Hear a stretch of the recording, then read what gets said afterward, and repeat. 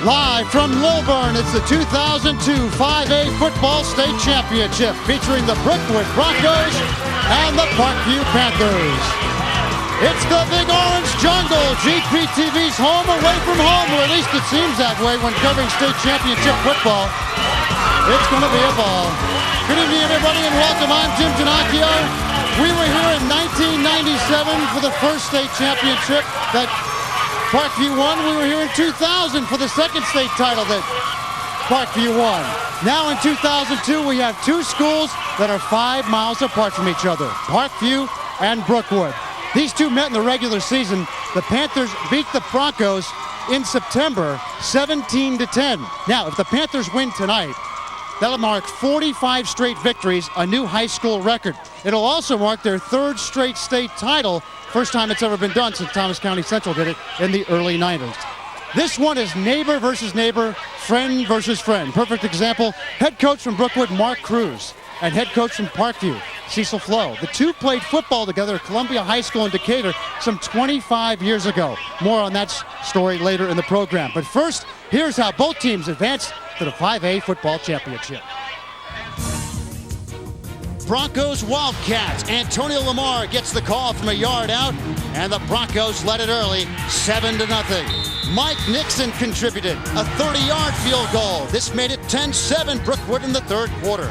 Then quarterback Kevin Lukenda. Toss pitch to Chris Covington. And Covington turns the corner, and he's gone. 58-yard touchdown run. It was 17-17 at the end of regulation. We go to overtime. Camden County quarterback Emmanuel Bacon. Pump fake and hits Jarris Williams, a 22-yard scoring play. It was 23-17 Camden County. Oh, yeah, they're loving it. Now they go for two on the two-point conversion. The swinging gate and the toss pitch to Josh Campbell, and he does not get in. Brookwood now gets the ball in the second half of overtime, uses the clock, and on a 4th and 9, Lukenda to Jared Breida. Touchdown. The game's tied at 23. Mike Nixon is called in for the extra point. Can he do it? Oh, you betcha. Brookwood goes on to beat Camden County. The final at the Dome, Brookwood 24, Camden County 23. Parkview, East Coweta, the Panthers and the Indians. Parkview kicker Kenneth Furlong, a 36-yard field goal. It was 3-0 Parkview. Then Dustin Wade got into the act, hitting the infamous number 12. This year it's worn by Tim Gustafson, a 31-yard touchdown pass. Parkview led 10-0. Dustin Wade again drops back to pass and looking for one of his favorite receivers out of the backfield. Joey Sturdivant, what a catch, a 44-yard completion. Same drive, couple of plays later, it's Sean Dawkins. Straight up the gut, Dawkins scores to make it 24-0 Parkview, and that's the way it ended. And that's how we got to the backyard brawl, something the Gwinnett County football fans have been waiting for a long time. The two guys that call it for you, Charles Ward and Gerald Riggs. Hey, guys. Hey, Jimmy, and thanks so much, and welcome everybody to the 5A Championship from the Big Orange Jungle at Parkview High School. Charles Ward and Gerald Riggs with the play call. Gerald, everybody's waited a week for this one. Let's go ahead and get right into it. Let's start out by talking about the Broncos. All right, the Broncos, I tell you what, these guys on the season, 3,500 yards rushing, 38 TDs in the passing area, 616 yards, with 3 of them in the air. A big part of the offense for the Broncos, Chris Covington. Chris Covington's the man, 168 rushes on the year, 1,120 yards, 6.7 average with 12 TDs. They'll also get some help offensively from this young man, Antonio Lamar. Antonio Lamar, a good compliment player, 229 rushes, over 1,200 yards, 5.4 average with 18 TDs coming on the ground. We caught up with Coach Mark Cruz before this big ball game and got his thoughts on tonight's contest. Well, I don't think that you can change a great deal of what you've done. I think that, your kids have confidence in what they're doing, and they sort of grow into what they do over the course of time. And if you try to make a bunch of changes, then you're trying to tell them that what you're doing is not good enough. And I think that our kids have a lot of confidence in what they're doing, and we're going to try to do what we've been doing all along. We're proud of our community and proud of our kids for being here, and we're gonna keep working with what got us here. So. A big challenge for the Broncos tonight. They meet the #1 Panthers of Parkview. Gerald, let's take a look at them on the season. All right, the Panthers, as you see at Parkview, on the ground, 3,400 yards, 47 rushing touchdowns in the air, 1,700 yards with 21 TDs coming from the quarterback. The Panthers led by this man, Dustin Wade, at quarterback. He is the man. 107 completions with out of 160 attempts, 1,600 yards, 21 TDs, only 3 interceptions. Offensively, they'll get a lot of help from this young man as well, Sean Dawkins. He is the rock, and he's been there 126 rushes with 802 yards, 6.4 average with 11 TDs on the ground. But he also goes defensively for the Panthers as well. Look at him defensively. He's a dual man out there. As you see, 58 tackles, 17 assists, 1 sack, and 2 interceptions. Coach Cecil Flo, the head coach of the Panthers, we caught up with him before the ball game and got his thoughts as well. Well, we can't beat ourselves. We can't turn the ball over, and we have to sustain first downs and, move the ball when we want to move the ball and try not to put ourselves in positions where they can dictate what we do. That's part of the game plan, always to, we have to take care of that football. At the same time, you got to make first downs, and you've got to try some things, because both teams know a lot about each other, and they're really going to stick the box up real tight on us, and I know we'll do the same thing. And so there's that element of surprise of when you're going to pull the trigger on things, but basically just blocking and tackling and taking care of the ball. I mean, that's what I've talked to our kids about all week. The stage is set here at the Big Orange Jungle. The winner of the 5A champs. Jim, we'll send it back down to you. We get ready for the kickoff. Thank you, Charlie. 11,000 fans are ready to go. Hope you guys are ready at home, too. Find a comfortable chair, a cold drink, and some munchies. You're in for a treat. Brookwood, Parkview, the 5A state championship, next on GPTV.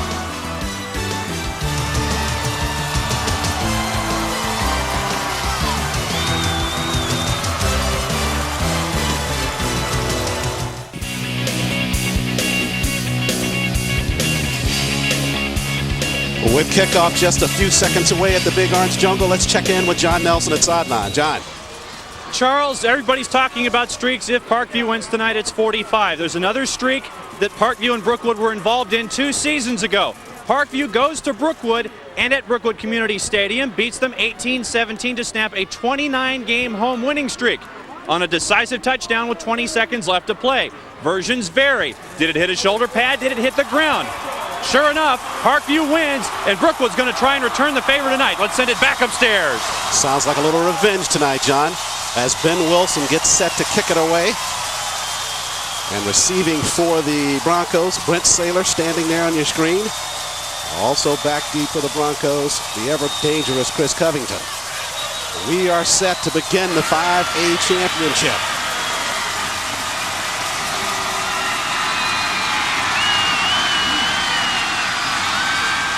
Wilson to kick. Capacity crowd here at the Big Orange Jungle.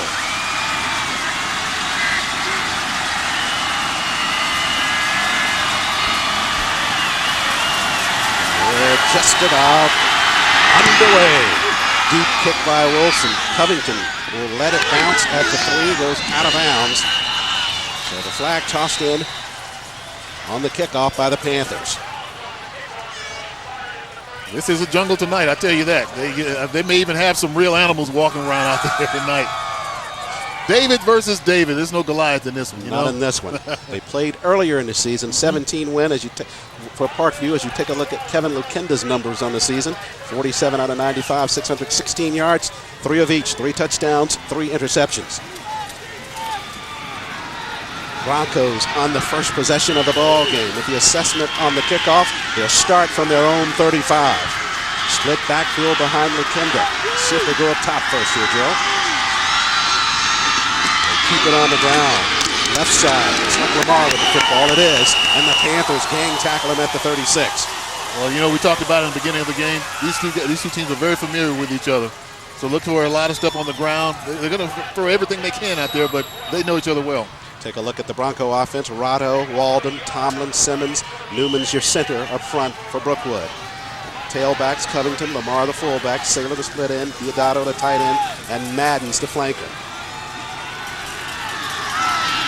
Kenda, 2nd down and 9 for Brookwood now. Misdirection, they give it to Covington right side. Covington dancing the line of scrimmage, but they string him out and pull him down. And there's that Parkview defense. They're big and tough up front. These guys don't take no stuff from anybody, as they've been here before.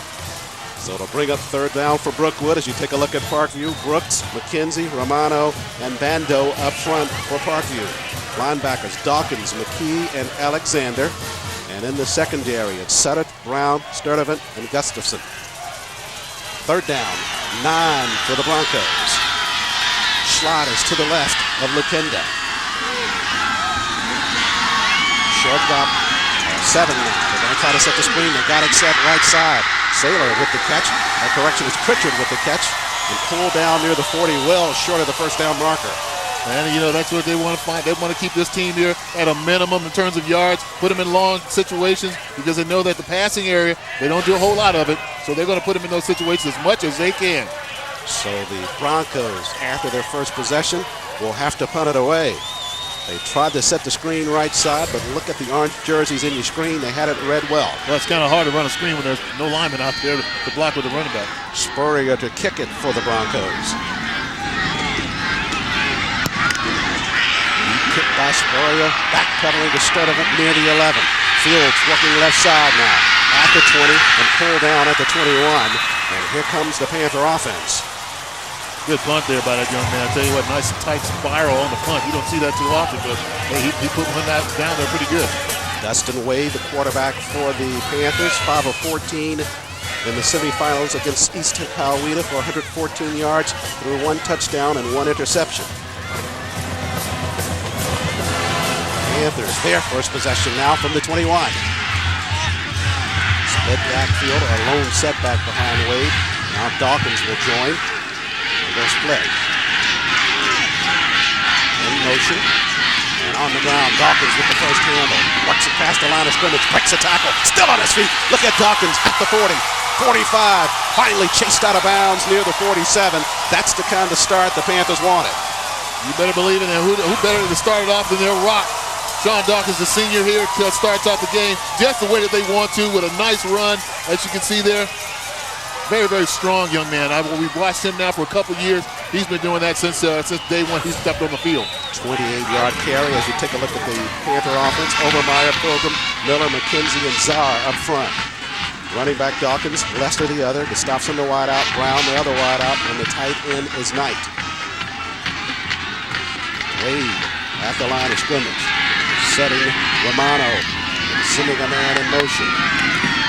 Give it to Dawkins. Oh, that's Lester with the football now. Lester working his way to the 35 and still on his feet. Broncos some difficulty bringing him down. Well, I'll tell you what, right there, they just went right at the teeth of the defense there, right up the middle. As you can see there, nice block by 77 there. And he just picks up the yards, taking people along with him.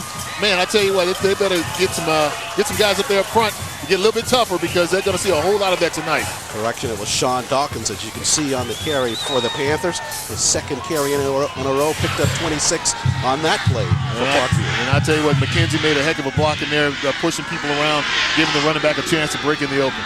Now they go to the shotgun. Wade brings Gustafson in motion left side. Snap to Wade in the pocket, looking upfield. Fires, got a man at the pass, batted at the line, I believe, Gerald. Somebody got a hand on it. Well, they got a hand on it. They got some pressure on him. That's what they need to do when they put in those positions where they're going to pass it. Brookwood, they're going to have to put some pressure on Wade. So second down after the incomplete pass. As you take a look at the defense for Brookwood, Pritchard, Gasco, Rado, and Seaman, as well as South up front. Gator, Barong, Saylor, Covington, Rita, and Blackley, linebackers and the secondary for the Broncos. Second down and 10 now for Parkview at the Bronco 34. First possession of the ball game for the Panthers. And they pitch it left side. Lester looking for a block at the corner. Bangs ahead near the 30. Brad Lester, the junior, pick up of about 2 on the carry. Well, pick up 2 tough yards, as you can see there, that Brookwood is certainly up to the challenge. They're going to make them earn everything they can get. As you see the toss here to the left-hand side, and he picks up a couple of blocks there, but I tell you what, when he turned it up, they were right there with him and waiting for him, the defense of Brookwood. So a third down play coming in. You take a look at Brad Lester's performance last weekend against East Coweta. 86 yards and 15 carries. Averaged almost 6 per carry in that semifinal ball game. Yeah, the thing about him is they get him back another year. Absolutely. Third down and 5 now for the Panthers. Requires the shotgun for Wade. In motion is Sturdivant. On the misdirection pitch to Sturdivant. He's got enough for the first down.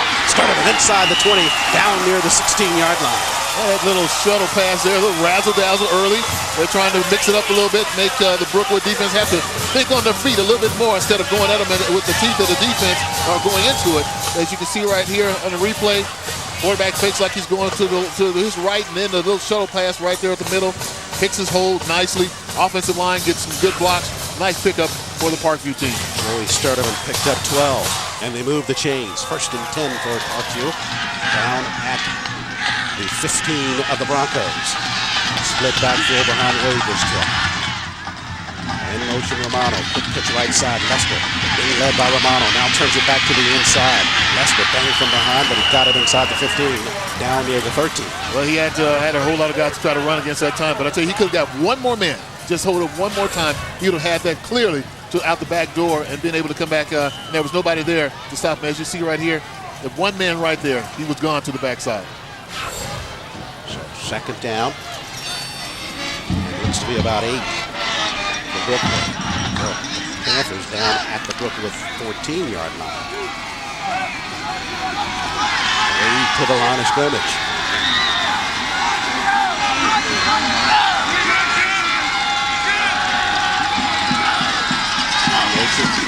As they give it on the ground, heading on the inside. Sean Dawkins. Dawkins got it inside the 10, down to the 9. Well, you can see one thing here at this offensive line. As you can see as they're coming out the ball, they're really hitting people there. But you know what? Parkview is saying that, you know what? We don't care how many guys you put in the box. We are going to go with you up the middle, and we're going to use Dawkins right now. As you see him on the season with 16 rushes, 69 yards, 2 TDs. So he is going to be the man there. Is going to attack that defense. They're going to give him a heavy dose of him tonight if they can't stop it with 8 men in the box. As that was last weekend for Dawkins in that semifinal ball game.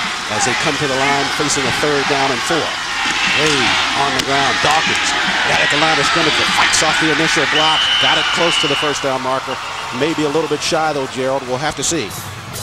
Well, I tell you what, he was twisting and squirming and trying to get everything he could out of that. He did the orange crush and tried to squeeze as much out of that run as he possibly could. Take a look at the replay. Play kind of started off near tackle, but he kind of angled it back to the inside near the guard and center.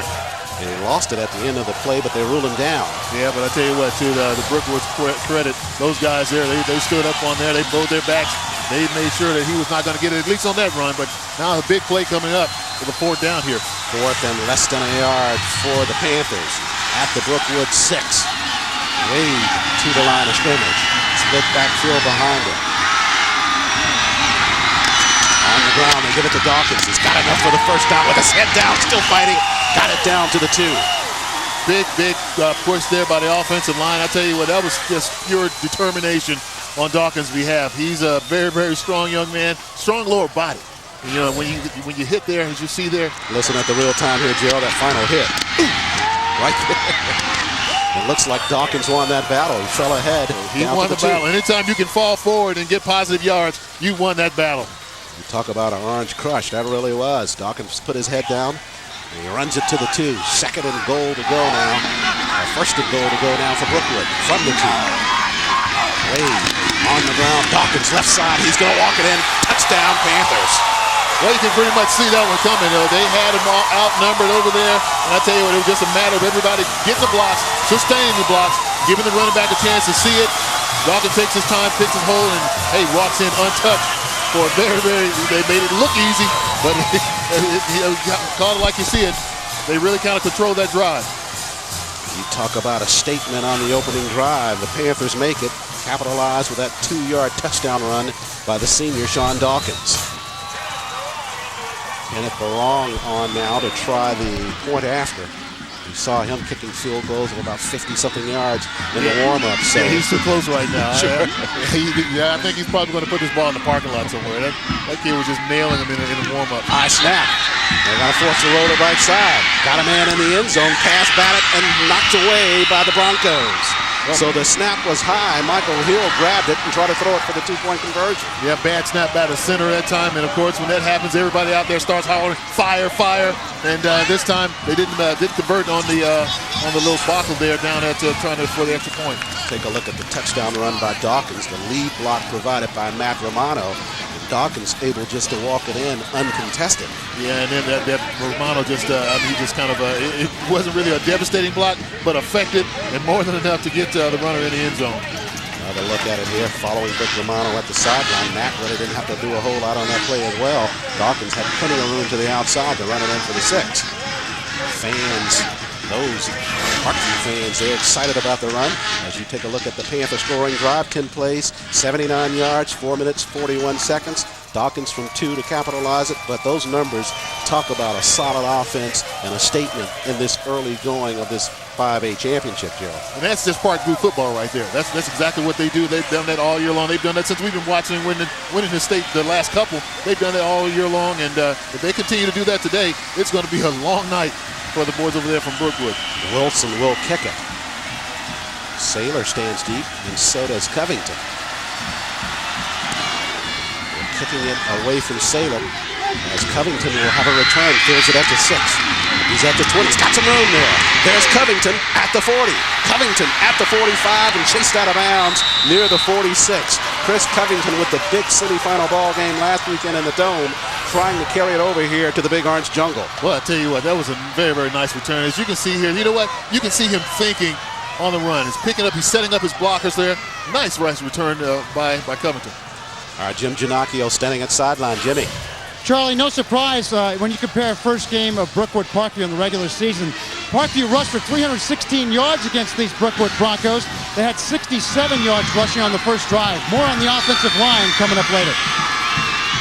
McKinda going under center now. Lone setback behind the Broncos, trailing by 6.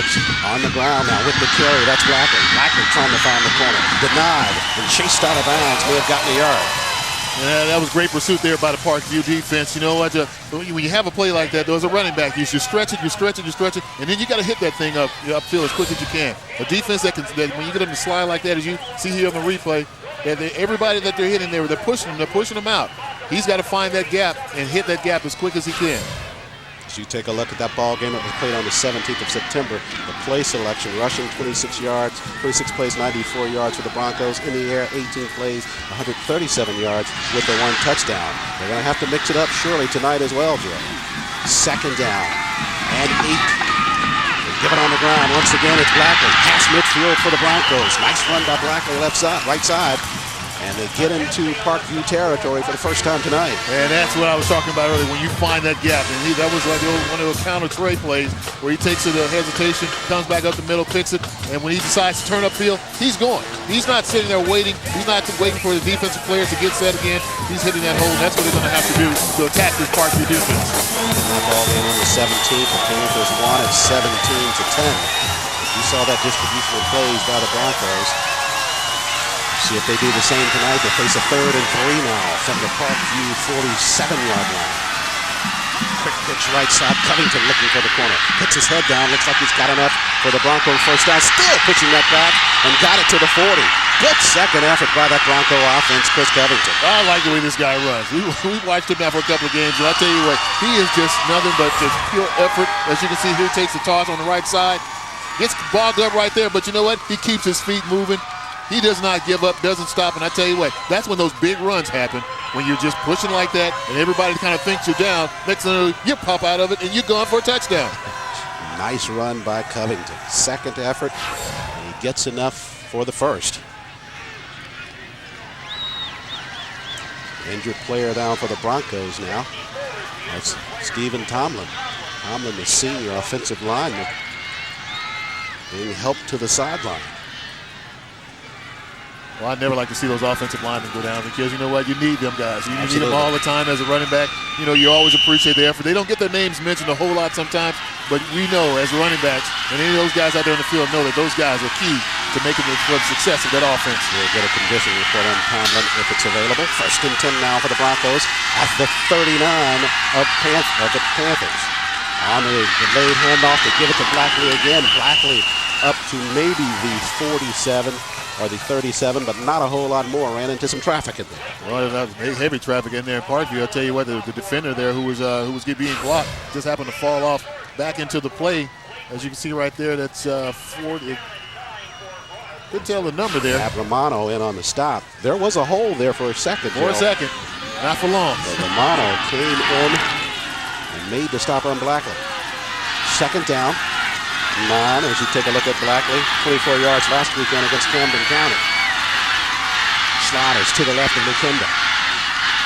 Quick pitch to the short side of the field. With the football is Lamar. Lamar fighting near the 30-yard line for the Broncos. Well, you know what? That was a shame. They could have gotten a lot more out of that. They just didn't quite get everything blocked like they should have, but they had an ideal situation there for the offense with a quick toss outside, almost picking up some nice yards, but kind of had Parkview at that point in time at a disadvantage.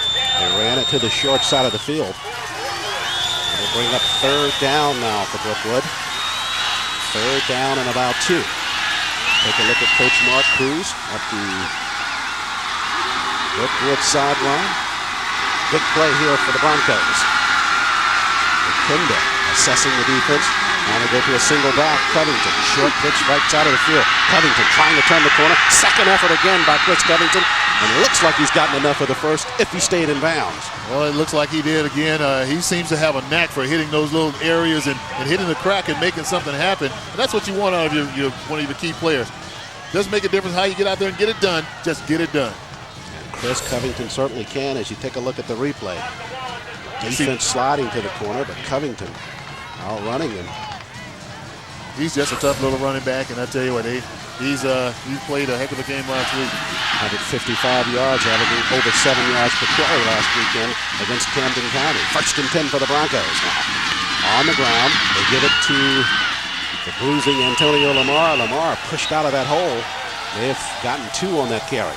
Yeah, it looked like they almost had a little mix up there with the quarterback and the running back. I thought he was a little bit too close to him, or the quarterback, as he spun out, as he turned around after getting the ball, it looked like he had to back off a little bit because the running back almost ran into him.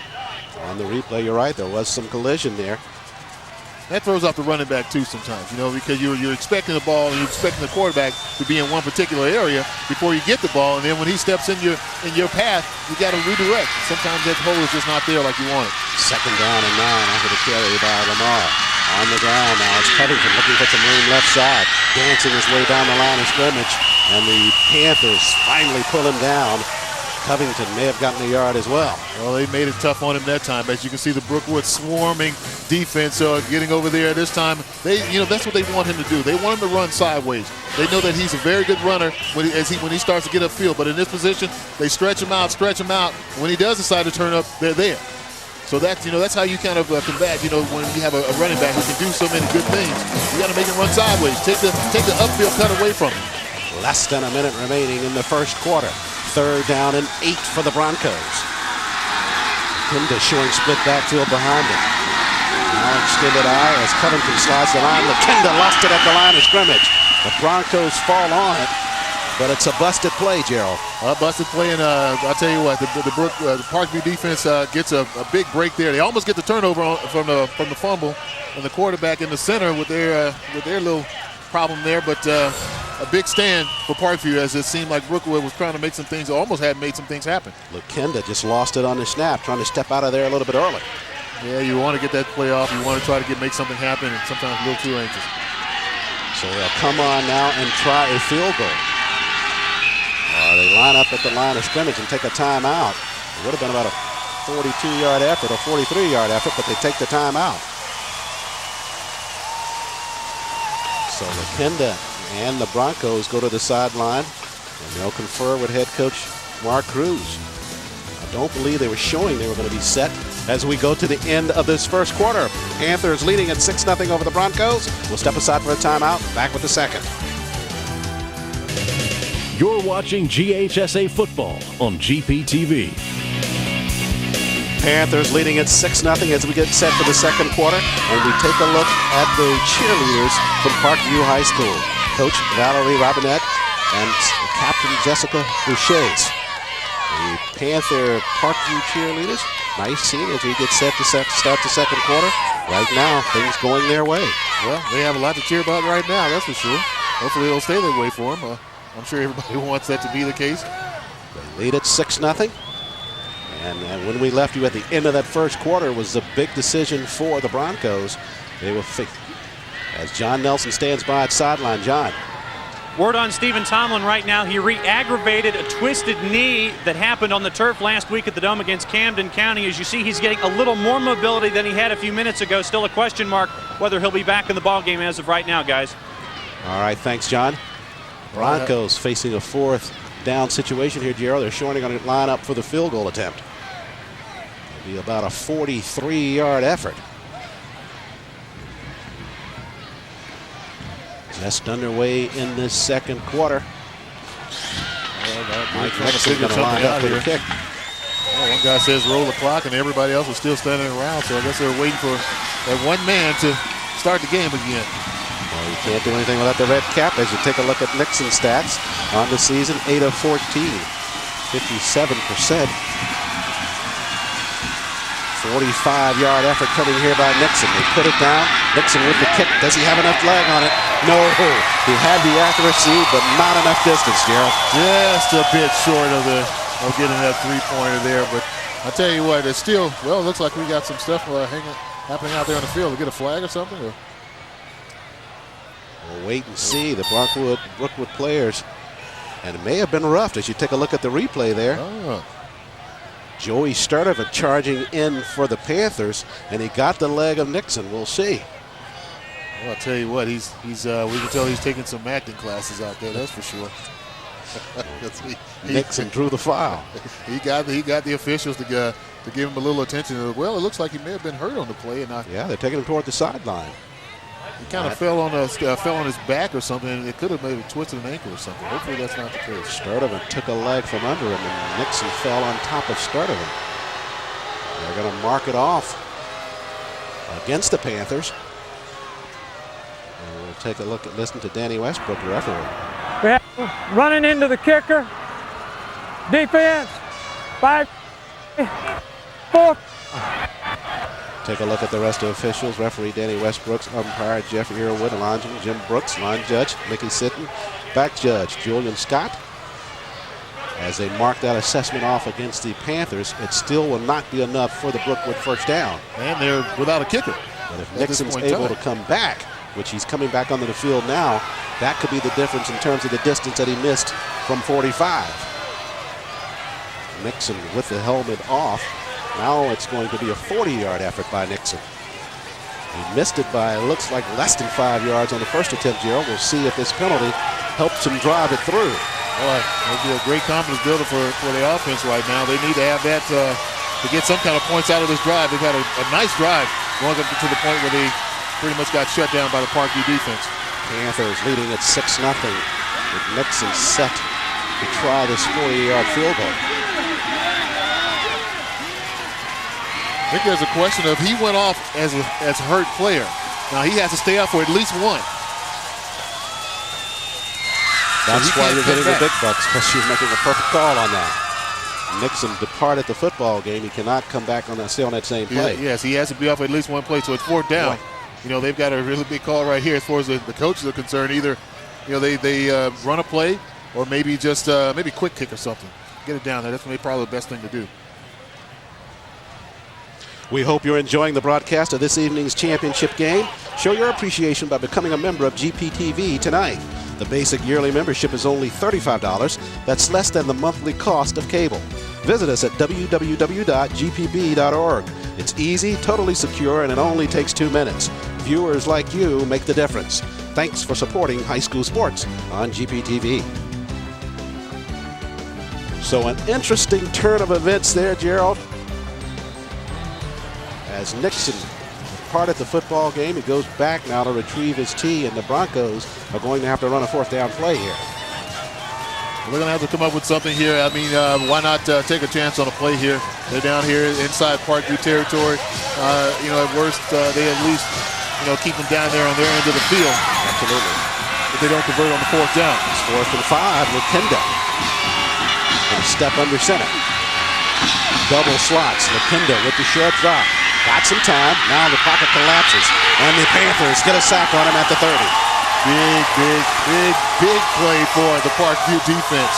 And if you look at that play, most of the receivers for the Broncos running long routes there. Nobody really with a short enough route just toward the first down marker as you take a look at the replay. And you're exactly right on that. That's exactly what I was looking for. I'm like, where are the receivers? They only needed 5 yards. Why are these guys running 15-yard routes, 15, 20-yard routes almost? He didn't have any help, nobody to throw the ball to. So, you know, as a result of that, that's a big momentum swing for Parkview. But the distribution of plays in that first ball game on the 17th for the Panthers, 35 plays, 314 yards, 2 TDs, only 8 of those in the plays in the air for the Panthers in that first ball game. They won it 17-10 though. As Wade comes under center now, straight ahead, looks like Lester with the football for the Panthers. Not a whole lot at the line of scrimmage. Ryan Trulove in on the stop for the Broncos of Brookwood. And he made a very, very nice play in there, as you can see here on the replay. Fights off of his block, gets up there, makes a nice tackle there, nice play there. They're going to need that kind of effort all night long, because we know that Parkview will attack the middle of that defense. Doesn't make a difference what they throw up there. They're going to try them. They're going to make sure that they stay honest there in the middle. Lester picked up 1 for the Panthers. Split backfield behind Wade. Misdirection. They get it to Dawkins. Dawkins met and pulled down at the line of scrimmage. Broncos starting to tighten it up a bit, Gerald. Well, it seems like maybe they're a little upset about that last series with not getting any points out of that. So the defense right now seems like they're the ones who's meeting the challenge, and maybe they can make some things happen over there. As you can see there, they just clog that thing up. Guys are flying around, and they make the tackle and have Parkview for their first 3rd and long. Take a look at the rushing yards thus far. Parkview at 69, the Broncos with 22. The last stop was made by Mark Seaman. Yeah, they're kind of slowly closing the gap there right now. You know, and if they continue to hold Parkview in some of those situations, 3rd and long, they may be all right. Shotgun for Wade, fires it up the field. Catch made at the 45-yard line. Guess who? The stops him on the catch for the Broncos, the Panthers. Big play there. Quarterback had plenty of time back there to throw. As you can see, Wade sitting back there all kinds of time. They cannot allow him to do that, as he will pick that Brookwood defense apart. One of the favorite receivers for the Panthers. Stephenson on the catch, and they move the chains. Line of scrimmage now, the 45. So the Panthers with the football. 10 minutes remaining in this first half. Fake the pitch on the ground. Dawkins coming left side, head down at the 50 into Brookwood territory at the 49. A little change of direction there for the Parkview team as they come back with running the ball here on the left side of the field. As you can see, the Parkview guys all coming down. 77 again with a nice block. Looks like you're going to have his name called a whole lot tonight, because he's making some really, really nice blocks in there. And that's McKenzie for Parkview. Dawkins with the carry. He picked up 5. 2nd and 5 for Parkview now. Panthers trying to go back to back to back as 5A champs in the state of Georgia. In motion comes Brooks. On the ground, Lester will try to follow that block. Tripped up in the backfield and stays on his feet. Now they bounce him down behind the line of scrimmage. Back in Panther territory near the 49. Yeah, pursuit. I tell you what, they got after him that time, shooting through the line. Or it was one of the linebackers there, but didn't make the tackle. But over there on Brookwood, they kept after. You cannot, you miss a tackle right there, miss another tackle. Somebody's got to wrap up on the legs there. That's the first guy, and that was Yasko, as a matter of fact, who went through it first, had the first shot at him. Jim Giannacchio at sideline. Jimmy. Charlie, you guys are talking about the offensive line. McKenzie stands 6'3", Overmeyer 6'5", Pilgrim 6'5". All 3 are top 50 prospects in Georgia.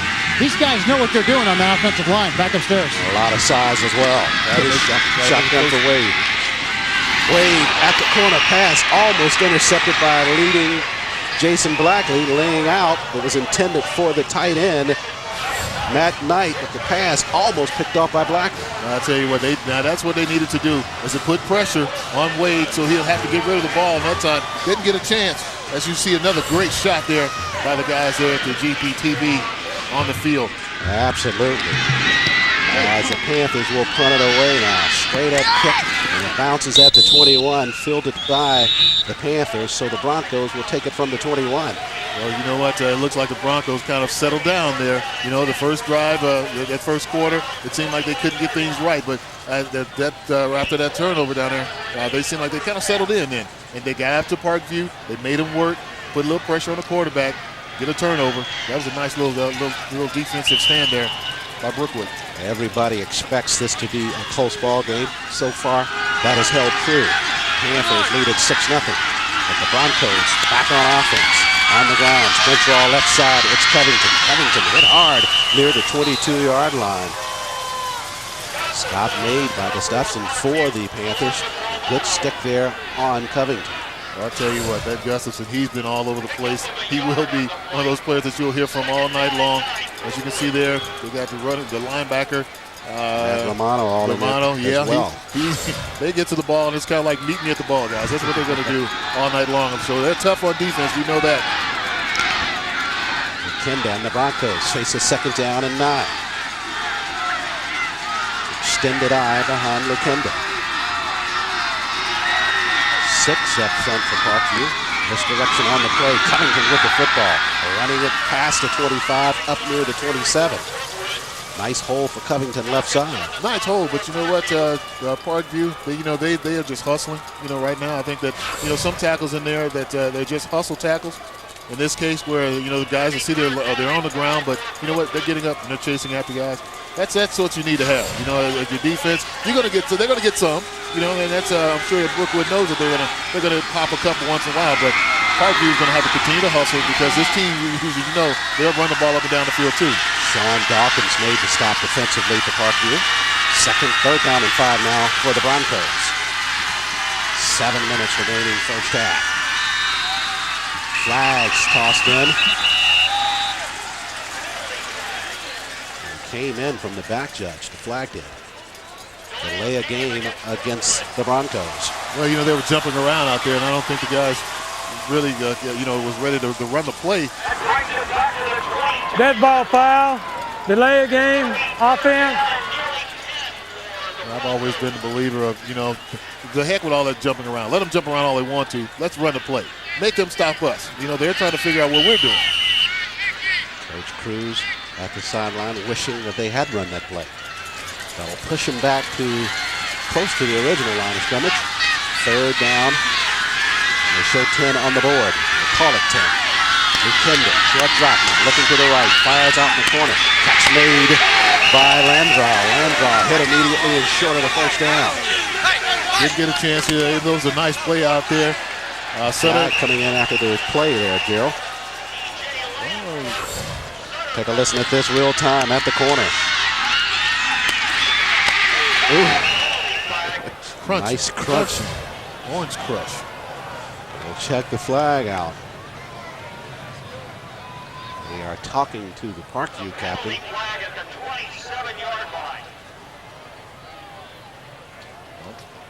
It's going to go against the Broncos. Man, that's sportsmanlike. Go against the Broncos, and that'll be a 15-yarder. And they'll need that. That's not, like you put yourself in a situation where your offense, they've had a couple of things happen here right now. You cannot let your team afford to get their minds out of the game. They start that, then that kind of creates an avalanche of a bunch of problems. So they got to get things under control right now. So the unsportsmanlike call going against the Broncos as you take a look at Coach Mark Cruz, his first year as head coach. Coached for 15 years under Coach Dave Hunter. His first year as head coach. Fine job of leading the Broncos to this 5A title contest. Back deep to receive the punt. Joey Sturdivant for the Panthers of Parkview. Nate Spurrier will kick it away for the Broncos. Expect the Panthers to be coming after this. They are, but Spurrier gets it away. Not his best effort of the night. It bounces at the 47 and takes a decided Bronco roll up to the 36-yard line, and that's where the Panther offense will start. Well, I know Spurrier gets the roll, Gerald. Yeah, he does get the roll, but I know offensively the coach is going to go over there and say, hey, listen, guys, we've got to get some things going here. You guys can't let this happen anymore. Tonight's game can also be viewed live on the GPTV internet site at www.gpb.org. Just follow the links to connect to the game. All the games from the Dome last weekend will be archived and available on the GPB website as well. That's www.gpb.org. And while you're there, show your support by signing up to become a member of GPTV. First and 10 for the Panthers now. Short side of the field. Lester with the football. Got a hole. Up to the 40. Spins off of one tackler. Working his way up to the 45. And boy, you can hear some crunching from way up here, Gerald. Well, he took 2 or 3 tough licks on that run. We don't need to happen here in real time because we can hear it up here. There's some shots and some hits going on down there as you see the replay. Toss to the left-hand side. Cuts up. One shot there. There's another. And finally, they got another bump on him there and finally put him down. Tough run there. But that's a tough runner. Lester with his biggest run of the night for the Panthers. Second down and 2 after that effort. So Wade to the line of scrimmage. Approaching the 5-minute mark in the ball for the first half. I formation behind Wade. Quick pitch right side. Sturdivant with a blocker in front of him. Dawkins. He's got it to midfield. Inside of Bronco territory near the 47. Well, you can almost see that one coming as you see the offensive lineman. The offensive linemen, they were just picking people up and just running people around out there. As you can see here, toss to their right side. Everybody's got a helmet on somebody, and that's how you move the football down the field. You better believe it. You know, a good tough run and a good tough offensive line. That they just kind of handle people like that, and that's a control. They need to control this side of the line of scrimmage on back to the defense. So, and that's exactly what they're doing right now.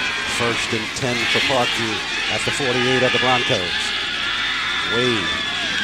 Gustafson in motion right side. They fake it in the line. Wade looking upfield. Got a man way downfield. Brown can't pull it in near the 10.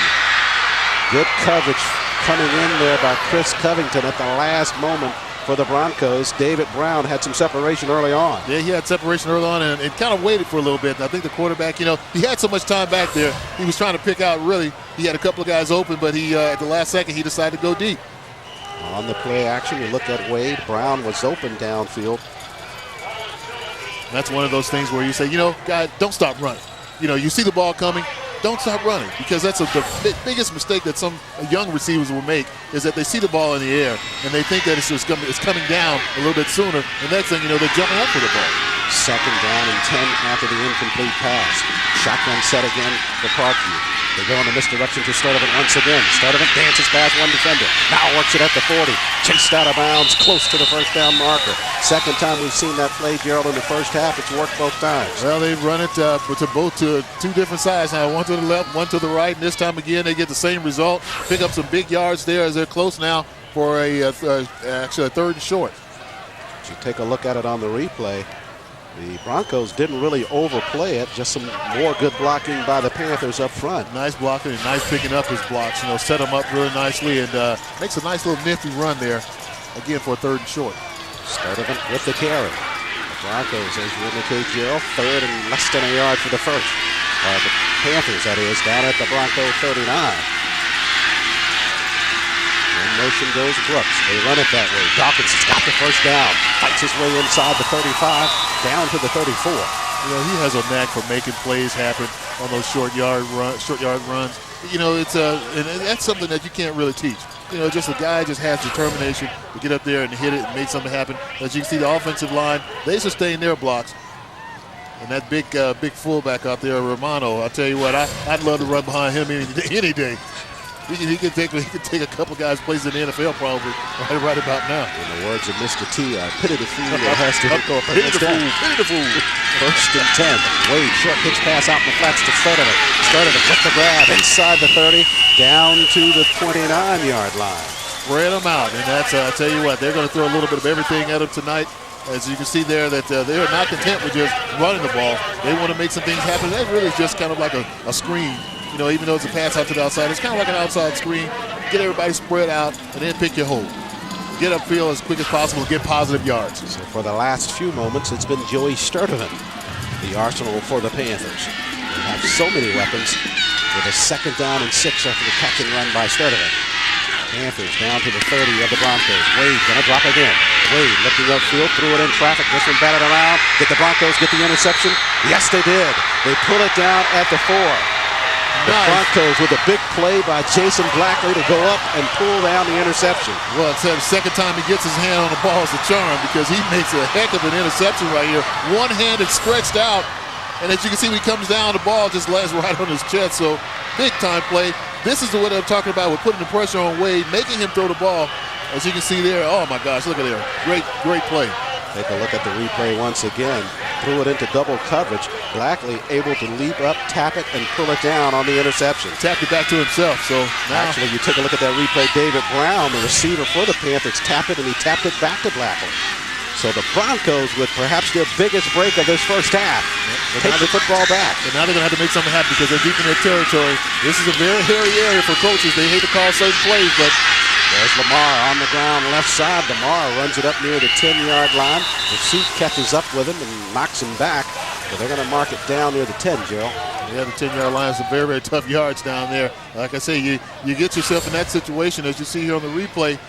Everybody here is trying to push and make something happen here. Line blocking down a couple of seal blocks. But I tell you what, right there, they're the hustle of Parkview defense. They're not going to let that big guy right there get started, as he is a load, as we've seen him play here in the playoffs. Dawkins wrapped him up. 2nd down and 4. Lamar got 6. McKenda, lone setback behind him. He keeps him, gives it to Lamar. Lamar working it near the 14-yard line, close to the first down marker. Strong effort there. Not quite getting as much out of it as they would hope for, but still positive yards. 3rd and short as well. On the replay, McKenda lost it at the line of scrimmage is what happened. Still able to get the handoff to Lamar. Lamar got it up just shy of the first down marker. So McKenda, with his 2nd miscue on the snap, this time able to hold it and get the handoff. They better get that straightened out because it's going to cost them later on if they're going to continue to have that problem with the exchange from the quarterback and the center. They cannot afford to do that, certainly when they're down here in their territory. And that just drives the coaches over there crazy. And right now they're going to be forced to take a timeout, Jared. They had a little bit of delay getting that play in from the sideline. So rather than get another delay of game, Coach Cruz wisely takes the timeout. Mark your calendar for Friday night, January 31st, for the return of Georgia's longest-running high school sports and academics program, Prep Sports Plus. You'll meet some of Georgia's most successful student-athletes, athletic programs, and much more. That's Prep Sports Plus, returning on Friday, January 31st, exclusively on GPTV. A wonderful show highlighting so many student-athletes and academic programs across the state. I used to work for that program. Did you? Sure did. Man. Wonderful experience. What made you the star that you are? Huh? Oh, boy.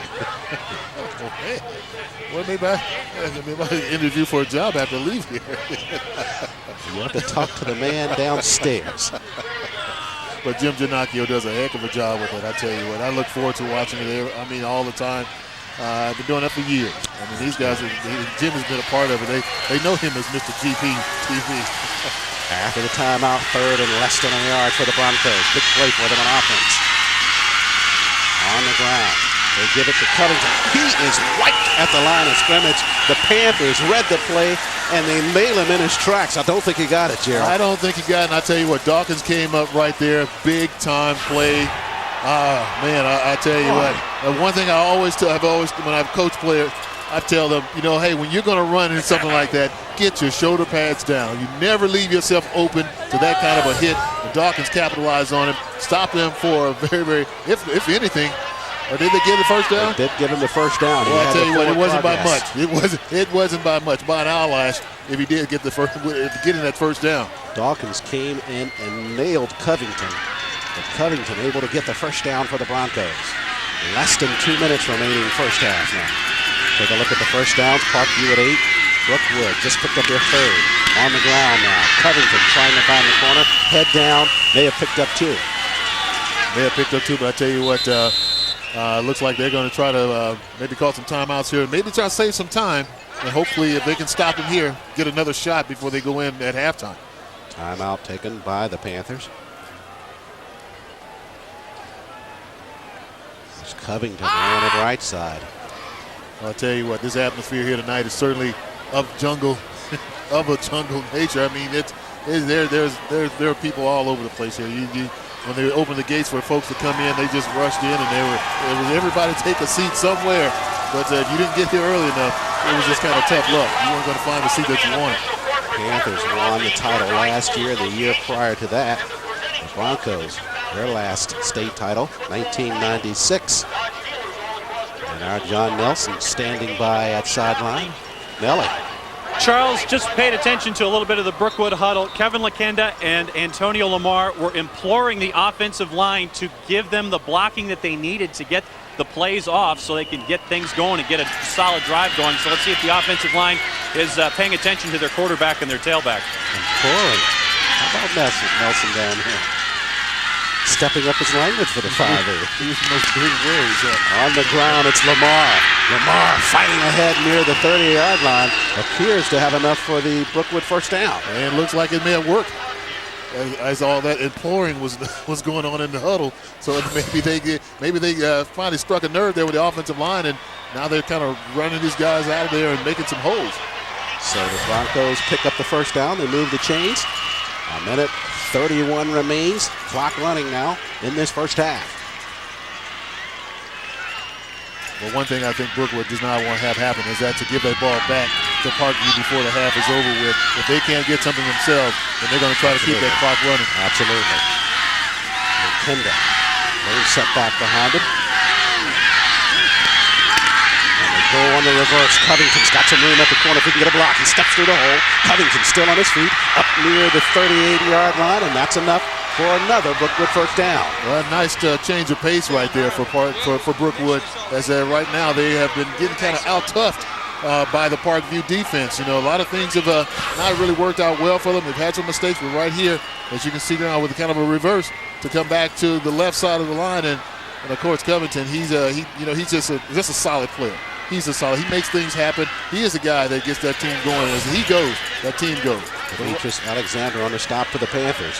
Yeah, points well taken about Covington. Yeah, and I was saying earlier about the defense right now. They're just out-toughing Brookwood right now. They're going to have to go back and get themselves together after halftime. They're going to have to take a couple shots at the end zone. The Broncos will. Lakenda in trouble in the backfield. Somebody got a wrap on him, and they sack him at the 28-yard line.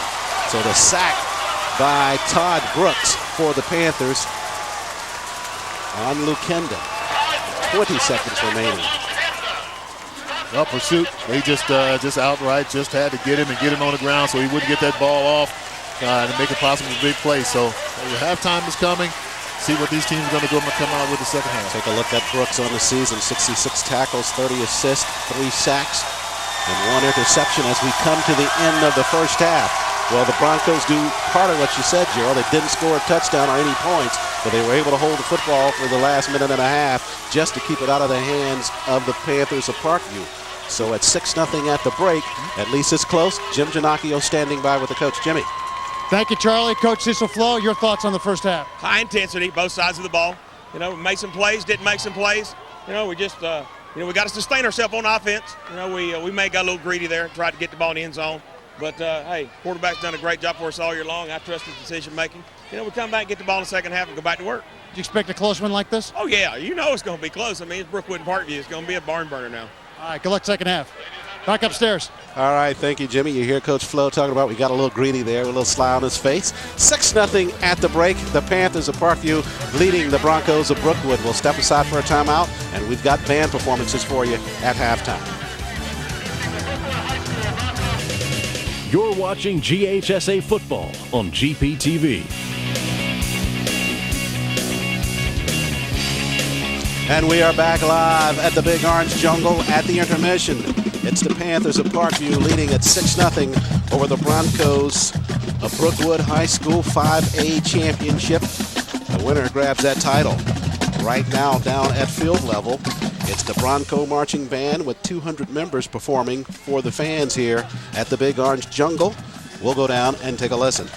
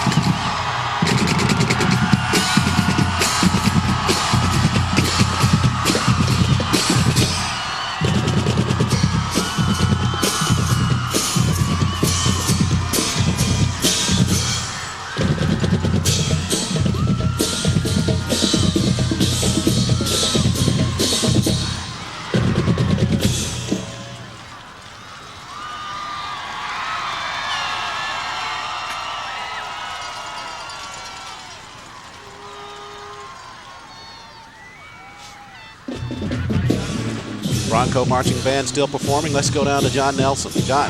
And if my jaws can still perform, here with the principal of Brookwood High, Jane Stegall, I got to ask, that wasn't part of Rudy's routine, was it? That wasn't a normal halftime show, but it was good. I liked it.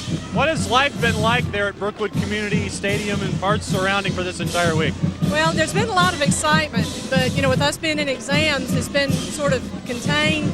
We had a good bonfire Thursday night. That gave everybody a chance to really get hyped up. And then as soon as school let out yesterday, everybody really started cutting loose. That and get warm. Okay, I want to talk about something. Gary Peacock, my videographer extraordinaire. The earrings here, you notice that there's a circle and a line through it with the Parkview. How did you come up with this? Well, it was a gift from my art teacher. She made up a bunch of them and gave them to all of us for good luck. Hopefully it'll bring us some good luck.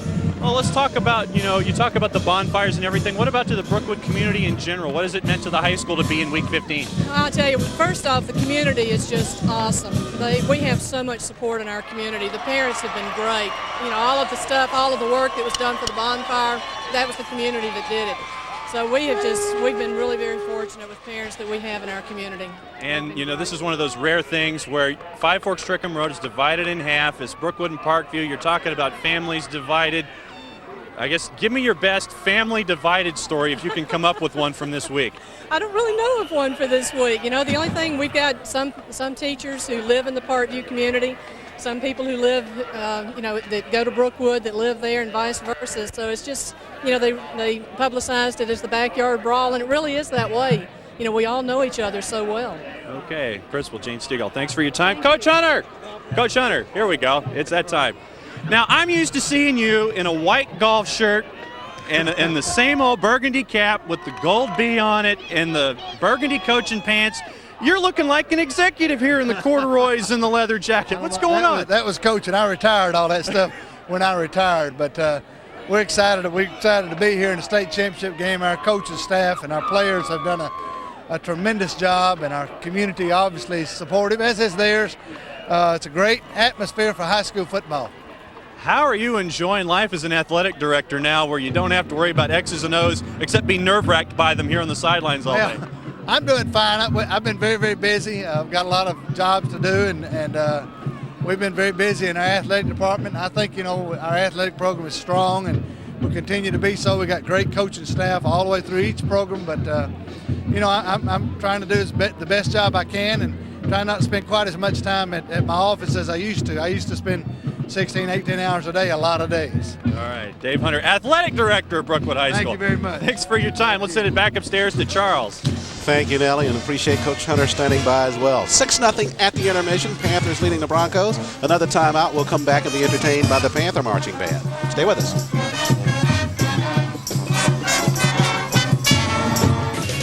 You're watching GHSA football on GPTV.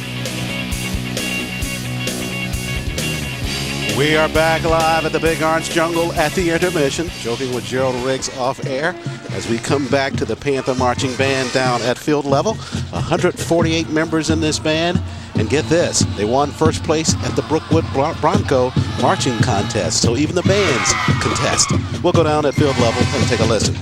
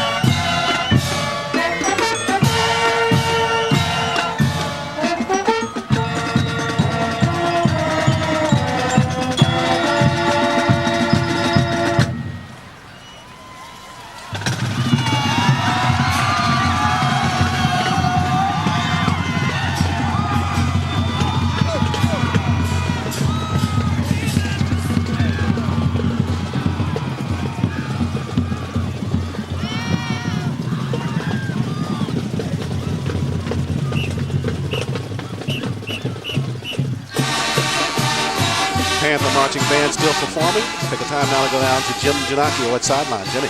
Thank you, Charlie. You know, not many principals have a chance to see their team win a football state championship.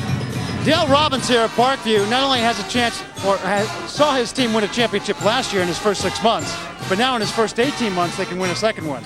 What a ride. We're hoping to get that second one tonight. We're really thrilled to host this first all-Gwinnett County Class 5A championship. It's really a big thrill to have our crosstown neighbors coming over here to do battle with us. What's it been like leading up to this backyard brawl? Well, we've had a week of exams, so we try to keep our kids focused, but we've been doing a lot of work behind the scenes. Our athletic director, Carl Bostic, school resource officer, been doing a lot of work.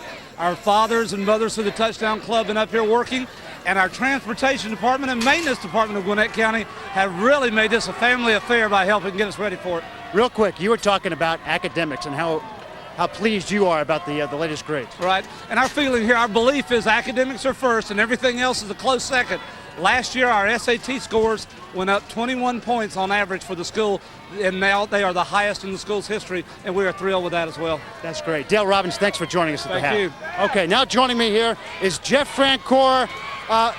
Used to wear number 12 with Parkview. Jeff, welcome. Thank you very much. Thanks for having me. You missed the excitement here at the Big Orange Jungle? Yeah, definitely. There's nothing like playing here. To see my buddies be able to play like this is amazing. It's just awesome. Of course, now you play minor league baseball with the Atlanta Braves. What was that transition like? It was different. You know, I'm used to being in front of all the community stuff, and then you go out and play in front of 300 people in Danville. It's a little different, but hopefully it'll pay off in the future, and I'm just having fun right now. Back to the ball game. Is it different seeing somebody else wear your number 12? It is. It definitely is, but there's nobody better than Tim Gustafson to represent it. And, you know, he's a great guy, great kid, and it's been such a tradition, and he's carried it great. Thanks for joining us at the half. Thanks for having me. Charlie, back upstairs to you. Thank you, Jim.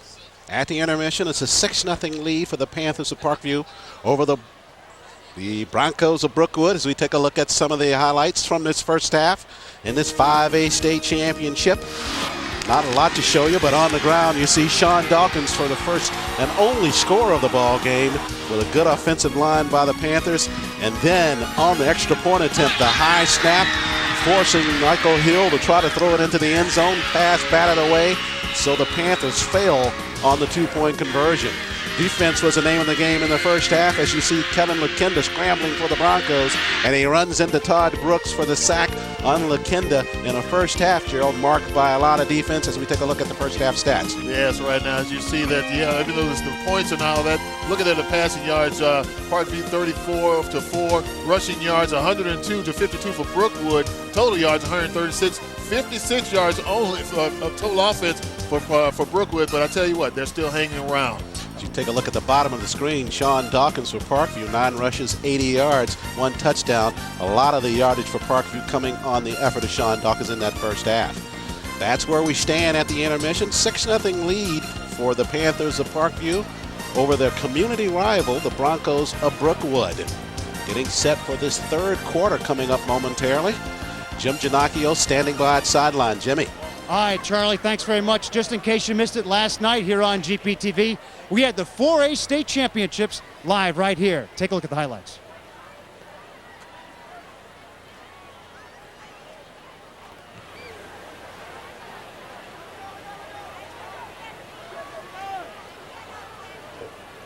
We'll have highlights of the 4A championship later on. We'll take a timeout. Be back at Parkview just right after this.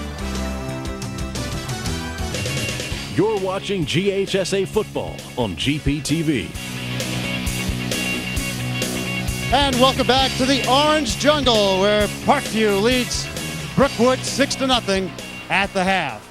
Last night, in case you missed it right here on GPTV, we had the 4A state championship game. I tried to introduce this before. You know how live television goes. Anyway, it was Thompson and Thomas County Central. Here are the highlights.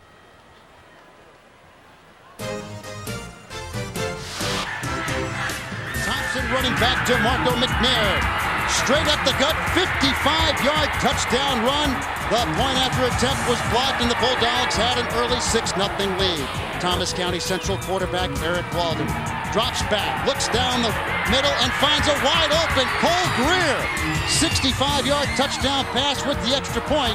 Thomas County Central had the lead 7-6. Thompson running back. Antoine Johnson gets on the scoring board. 3-yard touchdown run.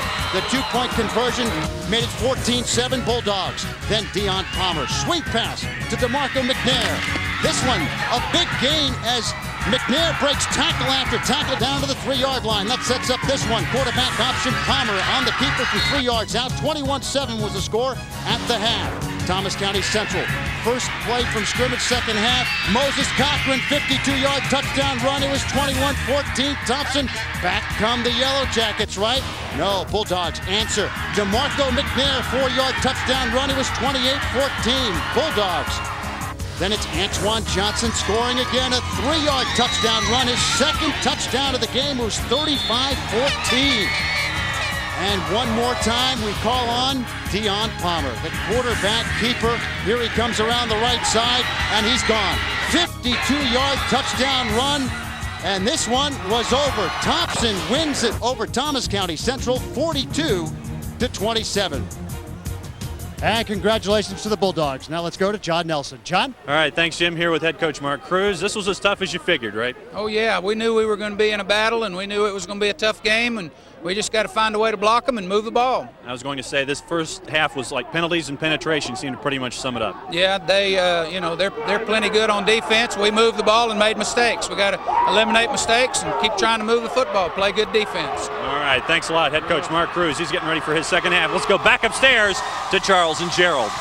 Thank you, Nelly. Both teams back out after the intermission, getting set to start the third quarter. Gerald, 6-0 lead for the Panthers. First half marked mostly by a good defensive effort. No doubt about it. Defense was the name of the game in the first half. As both teams, though, even though they get Parkview gets the 6, I tell you what, they both played very tough, very hard defense on both sides of the ball. We were talking at the intermission off camera, and your thought is that the closer this thing remains, if Parkview doesn't get some separation, almost to some degree favors the Broncos. Well, I would say so. This Bronco team is they're very, very tough, and as we saw last week, that if you let them hang around long enough, they will come back to bite you. And we found out that was a very, very good game that they played against Camden County last week. So you better do something against them. You can move the ball a little bit up and down the field. You got to put points on the board, or else it could come back and bite the guys from Parkview.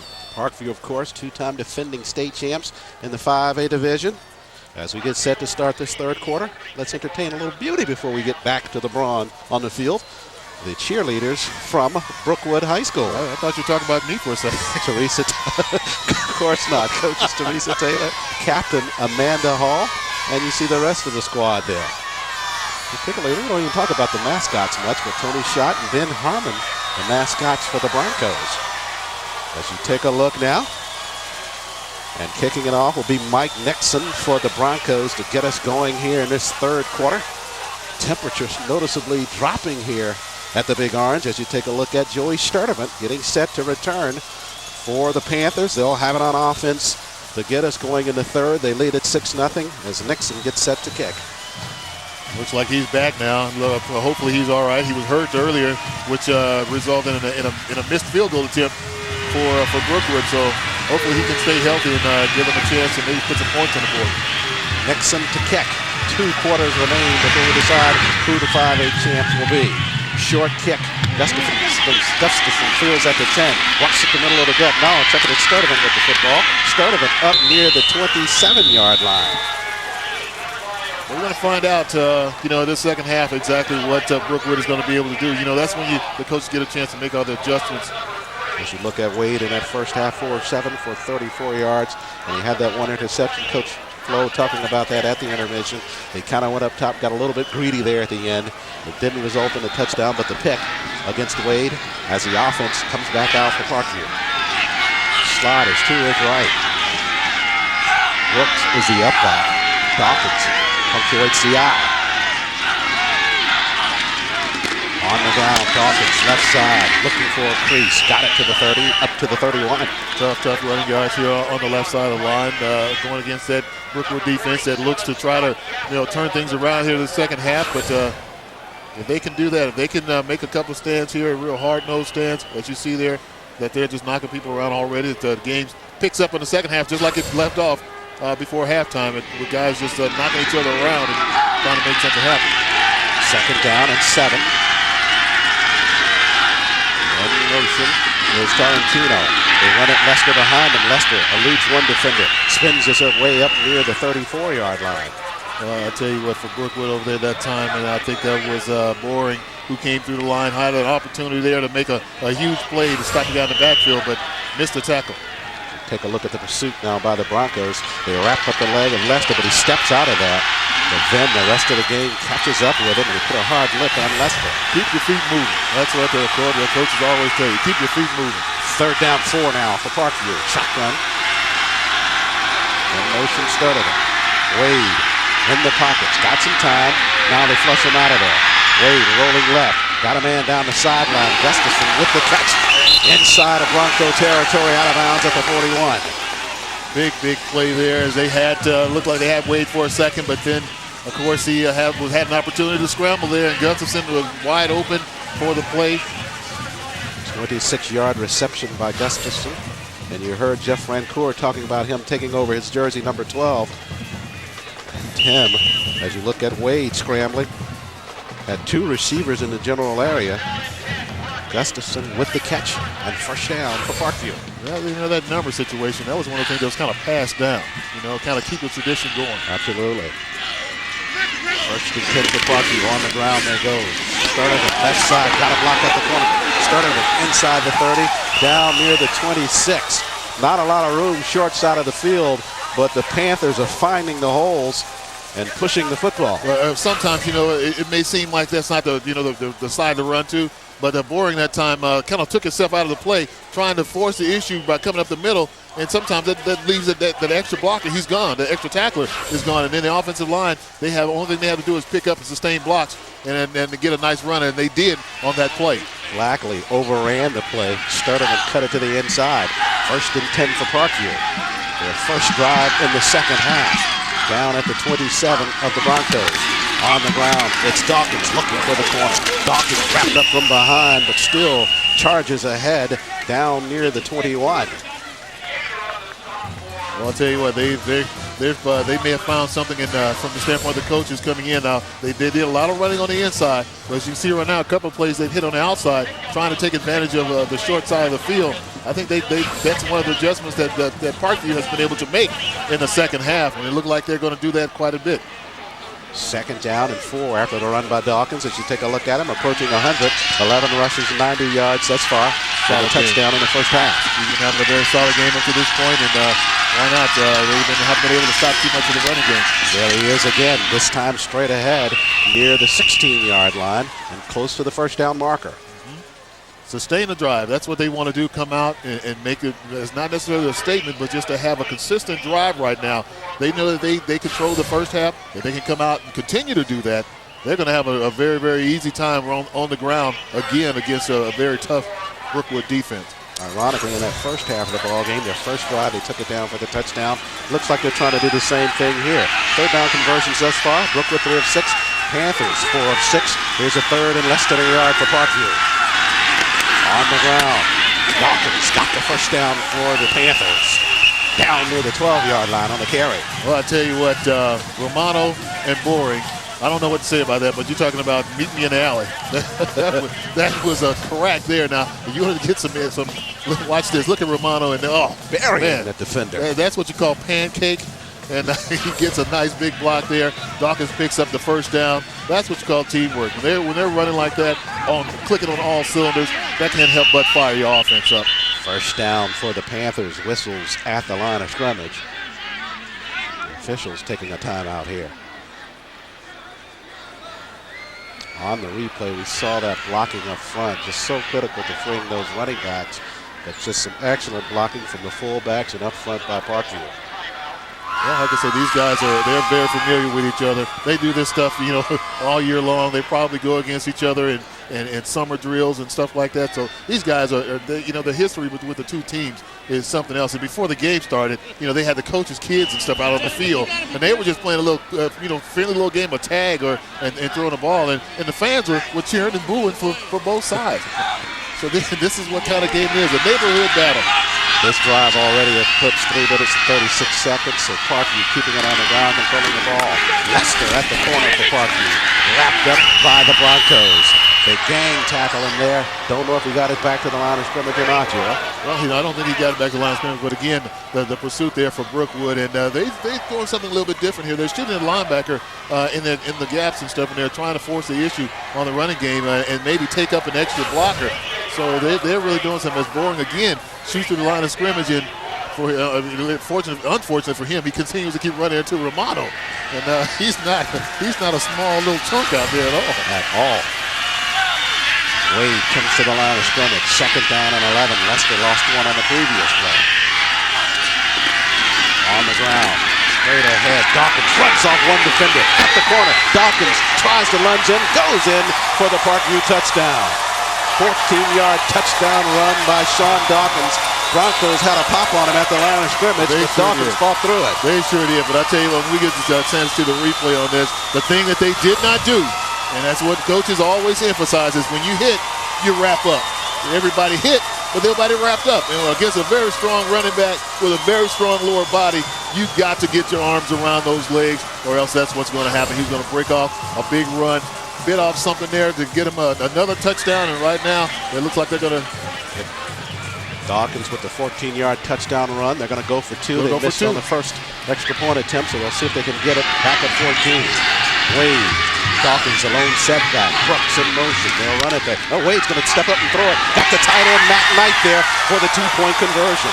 Wide open. I tell you what, a great play call right there, because they did not have that snuffed out at all. Had everybody up on the line of scrimmage looking for the run, and he just slips out in the end zone untouched. 2 points. They go up now by 2 touchdowns. They disguise it well. They send Brooks in motion. Normally they give it to Dawkins following his block in the hole. Perfect opportunity to throw it over the line of scrimmage to the tight end, Matt Knight. One of the things against the defense. Let's take a look at the touchdown run by Dawkins there. Cannon Barong had a hit on him at the line of scrimmage, but as you talk about, and you take a look at the end of this play, and guess who he runs into? Jeff Francoeur. He still wants a piece of wait action. a minute, I'm a baseball player. But he still probably wants a little piece of action. Look at him. Jeff appears to be all right. Man who goes down in Parkview history as one of the greatest players to come through here. As you take another look at the replay, they had the stick right there. Barong didn't wrap up. And the rest is Sean Dawkins. And hello, Mr. Parkview.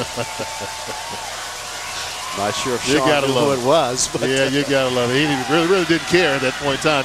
He was just going to the end zone. Anybody was standing in the way was going to get hit anyway. So you just can't keep Francoeur out of Panther action. Oh, no, of course not. Take a look now. It'll be Wilson to kick it away. Standing deep will be Chris Covington for the return for the Broncos. And they need a little bit of his magic right now, Gerald, to try to cut into this deficit.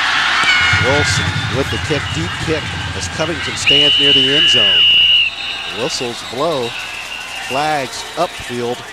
Covington wasn't in the end zone, so it wasn't that. The flag down, maybe offsides. We'll check it out. I think the guys there, everybody wants to go down now and get a little bit of, for us to talk about them and get a big hit or something like that. So they get a little anxious down there to take off, and of course they get ahead of the kicker. You can't do that.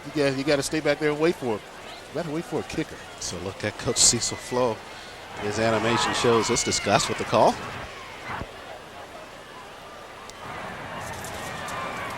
Dead ball foul, offside, kicking team. Take of that Parkview scoring drive, 9 plays, 72 yards. Look at that time of possession, Gerald. 4 minutes, 25 seconds, 14-yard run by Dawkins to cap it off with the touchdown. But 4:25 ahead as you take a look at Dawkins on the night. 111 yards on 14 carries, 2 touchdowns.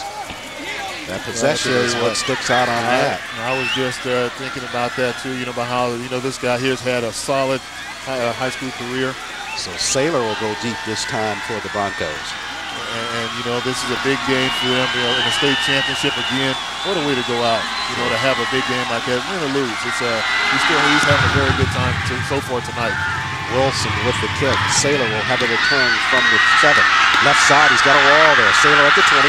Now dances his way to the 30, up to the 31-yard line. They're going to mark him back at the 30, though. That's where the Broncos will take it over on offense. And right now, they have to make something happen. They've got to get to their offense in gear, get down, get a field goal or something. But they've got to get some points on the board. They cannot continue to let Parkview run off that kind of time on the clock, having 70-something yard drives. That's just not going to help them at all. Good to see that Stephen Tomlin, the offensive lineman for the Broncos, is back. He was injured in that first half. Well, I know you weren't going to keep him out. He didn't get a putt there. He was hurt for a little bit. Delayed hand off to Blackley, left side. Blackley runs over one defender, still on his feet. At the outside, pulled down finally at the 45-yard line. Jason Blackley trying to give the Broncos a spark. And, you know, they need something to happen. They need somebody to step up and make some kind of play. Do something out there, because right now they're kind of getting out-toughed again at the beginning of this half. Take a look at Blackley on the replay. Started up the middle, then worked it to the outside and runs over one of the Parkview defenders at the corner. Finally pulled down by Gustafson, but after a first down pickup. And that player is still down on the field. Can't see the number right now. Looks to be a Parkview player. Yeah, that's a Sutter. Indication is Greg Sutter.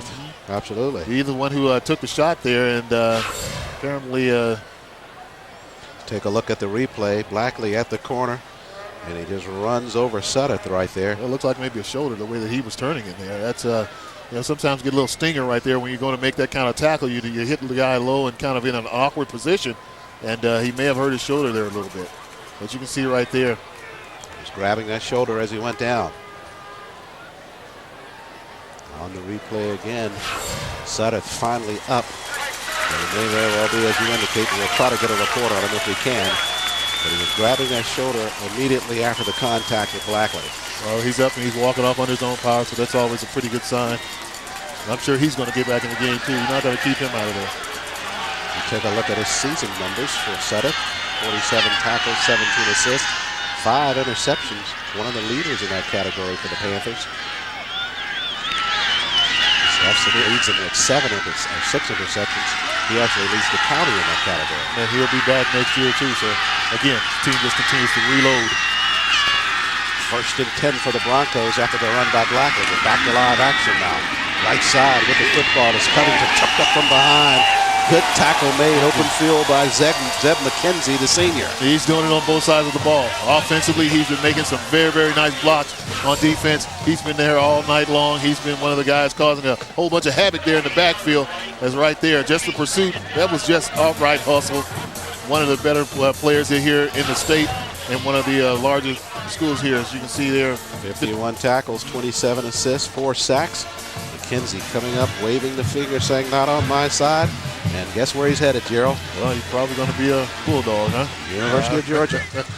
Just go right up the street here. 2nd and 10. No gain on the play by Covington. Kinda fumbled it on the snap, gives it to Covington. Covington looking for some room, works his way up near the 47-yard line. And again, LaKinda with some problems handling that snap. Well, I'll tell you what, that's been a problem all night long. And I think it's just because it's cool and the ground is a little still damp out there.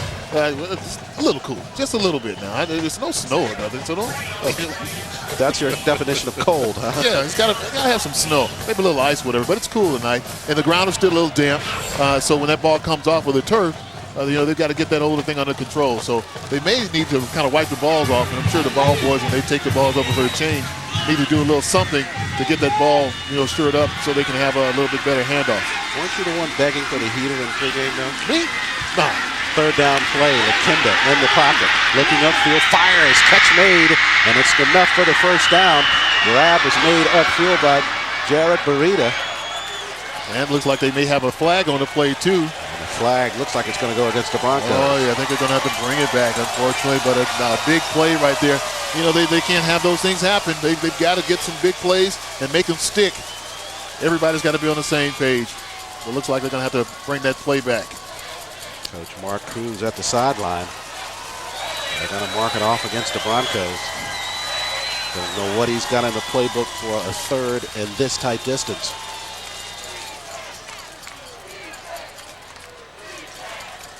It was initially 3rd and 7.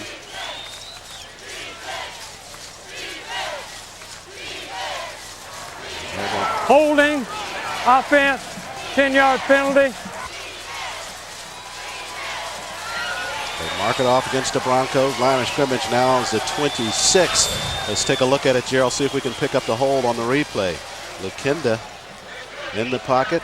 That's McKenzie trying to put some pressure up front, and indeed, that's where the hold comes right there. Oh, yeah. McKenzie with the charge up the middle. He was held. Well, he's a load anyway, so he's a big guy. You don't want that kind of guy laying on your quarterback untouched, so they had to hold him and help the quarterback out. So Lakinda with the 3rd down play. Going to the sideline, threw it up for grab. Parkview's going to have an interception here. Looks like Brad Lester with that interception for the Panthers. We'll check it out, though. 3 Panthers near that football. Lakinda threw it well short of the receiver downfield, and it was Brad Lester who had the interception. Well, I tell you what, they put some pressure on him there again, as he initially looked like he was going to have some protection, but he decided to throw it up there. And triple coverage, a big mistake there for a quarterback. He should not even have thrown that ball. Should have just eaten it or took off running or something. So Parkview comes up with another big-time interception, and this time on Brookwood's side of the field. So kind of shortening the field, and you don't want to put Parkview in that situation. That spells danger for the Broncos. On the ground, Lester, who just had the interception, with the football. Somebody grabbed him by the leg. You see the second effort there. Lester got it up to the 40. Well, I'll tell you what, grabbed him by the leg, or else he was off to the races for it right there. As he, again, it's just an outright effort right there. The Brookwood defense, one of their players gets him by the shoestrings. We'll call it that. We're not even going to say the leg, by the shoestrings, and was able to pull him down. How about that camera shot? High five for the camera crew down on the field. They're right in that huddle, right in the play on that one. They've been doing it all year long. I mean, all season long, all the playoffs. These guys are just magnificent down there with the camera work. 2nd down and 6 now. That's the 4-yard pickup by Lester. Wade fixing in the line. Play action. Going up top. Stuffs him down near the 10. Reaches up. Did he get the grab? Yes, no, he's out of bounds. The official came in and said he was out of bounds on the catch. Boy, that was a close one. I tell you what, if they would have been able to get that one, we would have had some real big problems here for Brookwood's defense. Let's check it out here. Wade with the pass. Steffensen covered there by 1. He comes down. Ooh, boy. Well, hey, you can't get them all sometimes. That was a case where it was a big play. Wade thinks it's good. Well, probably about 10,000 in here. Let's not worry about that. You got to come back and make something else happen. Tonight, the official public glad there's no jumbotron. On the throwback left side, it's Sturdivant. He's got 3 blockers in front of him. Sturdivant angles to the 20. He's at the 10. Sturdivant, he'll go in. Touchdown, Panthers, but check the flag out near midfield. That's usually in that holding area, but that is a flag. 40-yard touchdown reception by Joey Sturdivant. I guess it's not a flag. Maybe somebody threw something out there. No, I guess not. It looks yellow, but not a flag. So touchdown for the Panthers. Well, you can call it a big orange jungle, but that was a big orange train because he had blockers set up, and I can just see it coming. If he made the right cut, he was on his way to the end zone, which he did, and they get another big score there. I think I could have scored on that when Sturdivant had that many blockers in front of him. You wouldn't have needed that many blocks. You don't need that many guys. Only you and the rest of the team. I know it. Wrong. I heard you had moves, man, so don't cut yourself short, all right? Yeah, but that was on the girls in my younger days. Wrong on now to try the point after. So the Panthers on the 40-yard pass to Sturdivant. And the kick by wrong. They lead it now 21-0 over the Brookwood Broncos. This one taking on shades of the previous matchup. Panthers scored 21 in that one. That's where they are right now. You look at this screen pass. This was set up so nicely. Quarterback fades off to his right. He sneaks out to his left-hand side. Has blockers galore. Guys down the field just picking his holes, biding his time so he finally gets the opening, and is off to the races at 6 points. You made the point on the interception as we take another look at the replay. The throwback to Sturdivant. Got 3 blockers right there in front of him. And all it was an issue there with Sturdivant making the right cut, and there he made it right there. And the rest of it is Joey Sturdivant running it in for the Panther touchdown, and the fans like what they see. But you talked about it when the Broncos threw the interception on their side of the field. As you take a look at the Parkview drive, 3 plays, 44 yards, less than a minute.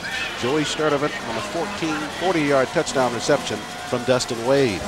You put Panthers with the football on your side of the field, you're asking for trouble. You're right. You're absolutely right, and that's exactly what happened there. Sturdivant's 4th reception of the night, 66 yards. And that one from 40 yards out for the touchdown. A very, very nice game tonight so far for him also. Sturdivant also a senior. Take a look now as Ben Wilson gets set to kick it away. Chris Covington ready to return for the Broncos. He's due for a big one. I'll tell you what, they can just continue to sustain some blocks. He's due for a big return. Covington, left side, will have a return at the 1. Fumbled it. He'll pick it up at the 2. Now up to the 10. Left side, he's got some room. Here's a big return you talked about, Gerald. Back to the inside. Look at Covington go. At the midfield stripe now. 40. It's a foot race. One man to beat. He cuts back to the inside. Covington's going to go. Oh, my gosh. Covington, touchdown. No flags. Broncos. No flags. Touchdown. Called it just right on time. 99-yard return. Man. I tell you, that kid right there, he has some heart. He is not going to quit. There's no quit in him or the rest of this team.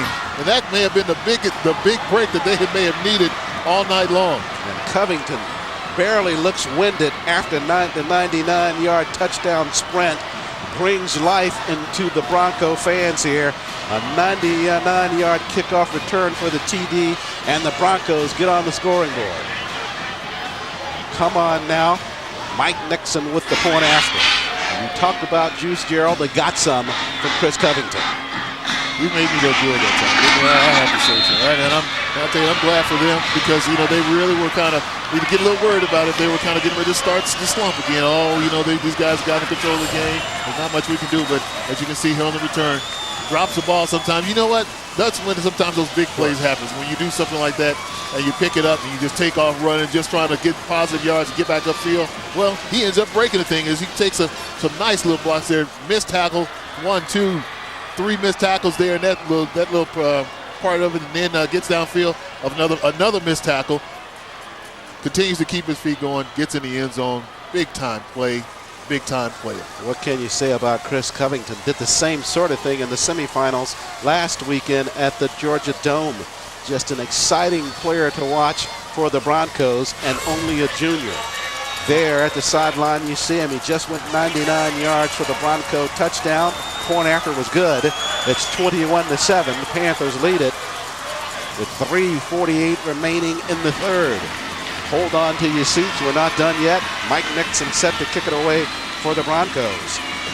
And Joey Sturdivant, who just had a 40-yard touchdown reception, back deep to receive it for Parkview. So many players in this ball game as well that can eat you up, Gerald, either way. Both sides of the ball, I tell you what, they have kids here. Like, let's say, these guys have played against each other since they've been in, grade school. So now they're playing for a state championship. The Battle of Georgia, whatever you want to call it, but still, this has been a great one so far. Sturdivant from the 3, works it left side, rushes down from behind. He was waiting for the wall to separate so he could get upfield, but they pull him down. Our John Nelson standing by at sideline. Nelly. Charles, the coaching staff right before that kickoff return by Chris Covington was telling everyone to a man, there's 16 minutes left in this ball game. There's plenty of time. Be calm and things will work out. Obviously, that Covington kickoff return was step 1 back upstairs.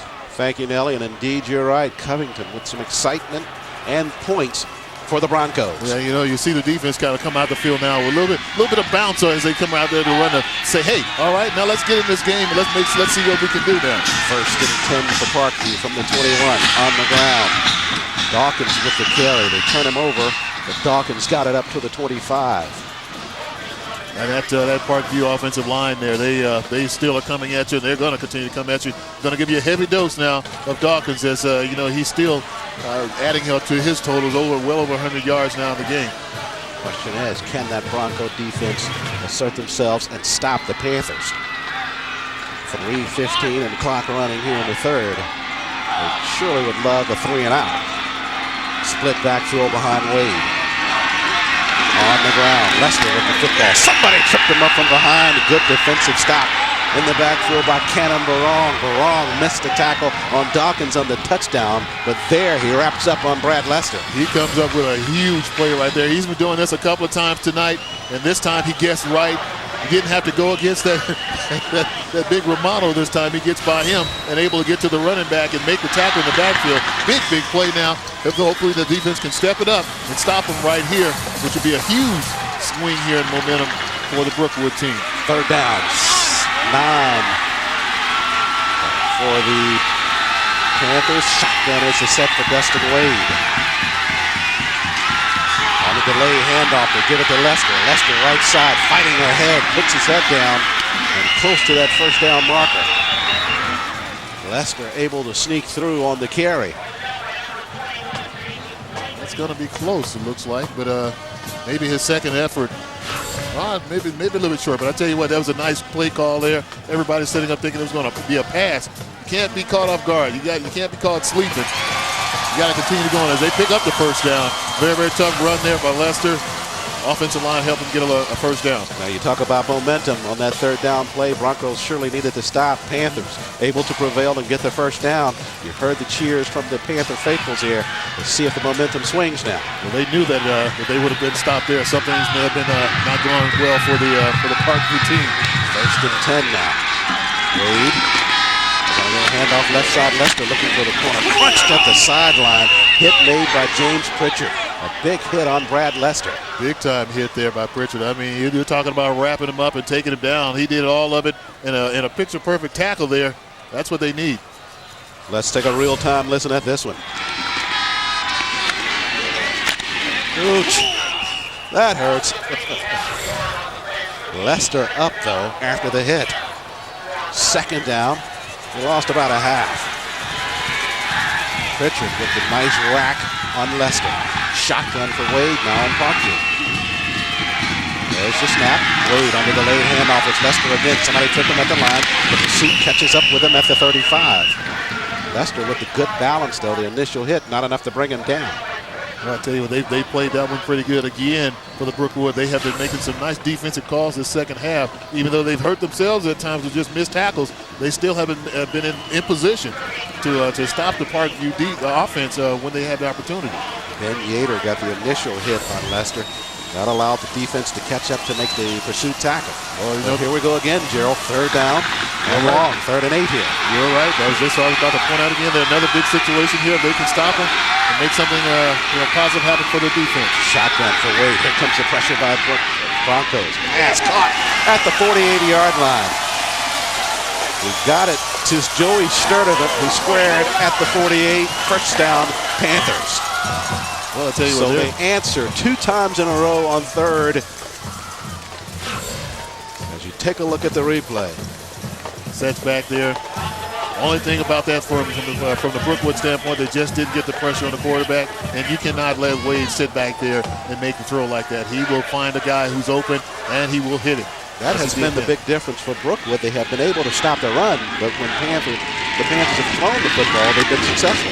On the ground now, Dawkins at the corner. Eludes one defender, gets it into Bronco territory near the 45-yard line with 10 seconds remaining here in this third quarter. And it looks like Dawkins, well, I tell you what, he's been having a whale of a game. And on this run, you can see him as he takes there and just pushes him off, just nicely, excuse me, and gets downfield. And they didn't talk about, of course, I heard a couple of guys yell out about a late hit or whatever. But in a game like this, there's a lot of emotion. Again, the officials, a good no call. Just let the guys play. 2nd and 5 after the run by Dawkins. Wade understood on this play. On the ground, this time it's Lester. He runs for the first down. Lester past the 40, down near the 38-yard line. It's Rackham and Snackham football for the Panthers as they move it down to the 48, and they move the chains with 3.6 seconds remaining in the third. Moving the chains is exactly what it's all about. As you can see here, just lining up, just coming off, smacking guys in the mouth, and trying to make something happen here. As everybody here on the Parkview side starts signaling that fourth quarter sign. We get set to go into the fourth after this. 21-7, the Panthers leading the Broncos. Back with the final quarter after this.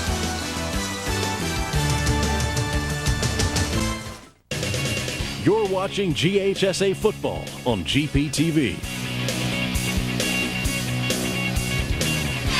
Only 1 quarter remains to determine the 5A state champs. Right now, it's the Panthers of Parkview leading the Broncos of Brookwood 21-7 as we get set to go into the 4th. Take a look at the Bronco faithfuls led by the cheerleaders, recognizing this ball game isn't over yet. Oh no, it's still a lot of time left here in the game. If they can continue, they can make some stands here on the Brookwood side, then they stand a good chance of really getting back in this game. I think they have the offense to score, but right now they're going to have to do something on the defense in order to give themselves a chance to. Dustin Wade with a 1st and 10 for the Panthers. Quick pitch left side. Lester with the football. Lester runs it past the 35, down to the 34, perhaps the 33. As a coach, this is where you say, guys, hey, right now, these guys here, they scored. They've had something happen. They haven't done a whole lot to us, from the standpoint of taking control. But if we've got to go out there and take control right now, if we want to do this, it's the 4th quarter. Let's go out and let's show everybody why we have been back-to-back state champions. Take a look at the total yards. First half of Brookwood 56. 3rd quarter they only had 19 compared to Parkview. 136 in the first half. 150 plus in this 3rd quarter alone. Wade, split receivers either side. 2nd down and 6 for Parkview. On the ground, Sturdivant with the football this trip near the 30-yard line. You look at a lot of bodies down there, guys around the ball, just trying to make something happen. Nobody's standing up. Everybody is on the ground doing something, trying to make something happen here. This Parkview team, they've done this all year long against everybody. They played a whale of a game the first time against Brookwood. They get in this situation right now, but one thing that Brookwood has against them is this team has a lot of pride about where they are, where the program has been. 2 years back-to-back state champions, and also a billing of number 2 team in the nation. 3rd down and about 4 for the Panthers. Timeout was taken. Dustin Wade and the crew going to go over and talk to head coach Mark Cruz. With the timeout, we hope you're enjoying the broadcast of this evening's championship game. Show your appreciation by becoming a member of GPTV tonight. The basic yearly membership is only $35. That's less than the monthly cost of cable. Visit us at www.gpb.org. It's easy, totally secure, and it only takes 2 minutes. Viewers like you make the difference. Thanks for supporting high school sports on GPTV. Boy, have we had a lot of it the last 2 weeks. Down in the Dome last weekend, and here with the championship round last night, and concluding it with the 5A ball game. Always a good one between these 2 inter-county rivals here with the Panthers of Parkview and the Broncos of Brookwood. It's great when you can have 2 teams from the same area playing for the state championship. And 2 very, very strong programs. I was talking to one of the ladies out there early before the game, and she looked at me. She's like, I really hope we win because I've got to see those same people at church this weekend. So 3rd and 4 for the Panthers now. Big play. Wade's going to fake it in the line. Play action. Going up top. Threw it in the corner pass. It's going to be caught down near the 2-yard line. They had defenders down there, but the catch was made by the tight end, Matt Knight.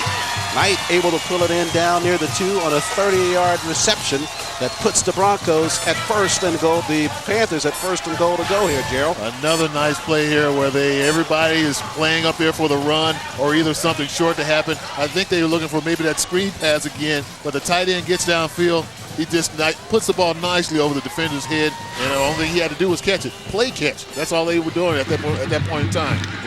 I'll tell you what, you got to be thinking about what the Panthers have done on the 3rd down opportunities they've had as we took a good ground shot here at this play, 1st and goal to go for the Panthers. But they have done well on 3rd down conversions. On the ground, it's Dawkins looking for the corner. They sling him down, but Dawkins gets in for the touchdown. 2-yard touchdown carry by Sean Dawkins, left side for the Panthers of Parkview, and they extend their lead here, Gerald. Well, I tell you, this is nothing but just Parkview at their best. They take the ball here and they just drive down, controlling the line of scrimmage, and of course putting the ball in the hands of their main guy, the one who's been having one heck of a night here for this Parkview team, Sean Dawkins again. Way to finish out his senior career with another state championship possibly looming if they can continue to hold on to this lead. That run from 2 yards out, Dawkins with the touchdown. Now Barong on to try the point after. So when the Broncos get close, the Panthers take it down the field. And they answer. High snap again. Whistles at the line of scrimmage, though. Same situation we saw before. Same end of the field. The snap was high. Michael Hill picked it up, though, out of the air. We're going to try to roll it right side. We'll check the flag, though.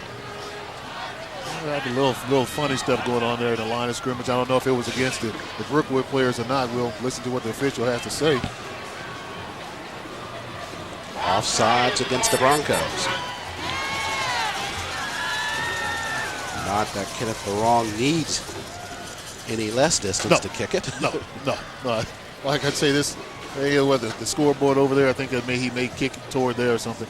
Take a look at Sean Dawkins. Great performance by him in this 5A championship. The scoring drive by the Panthers, 78 yards, 12 plays. Last category always amazes me. 5 minutes, 23 seconds off the clock.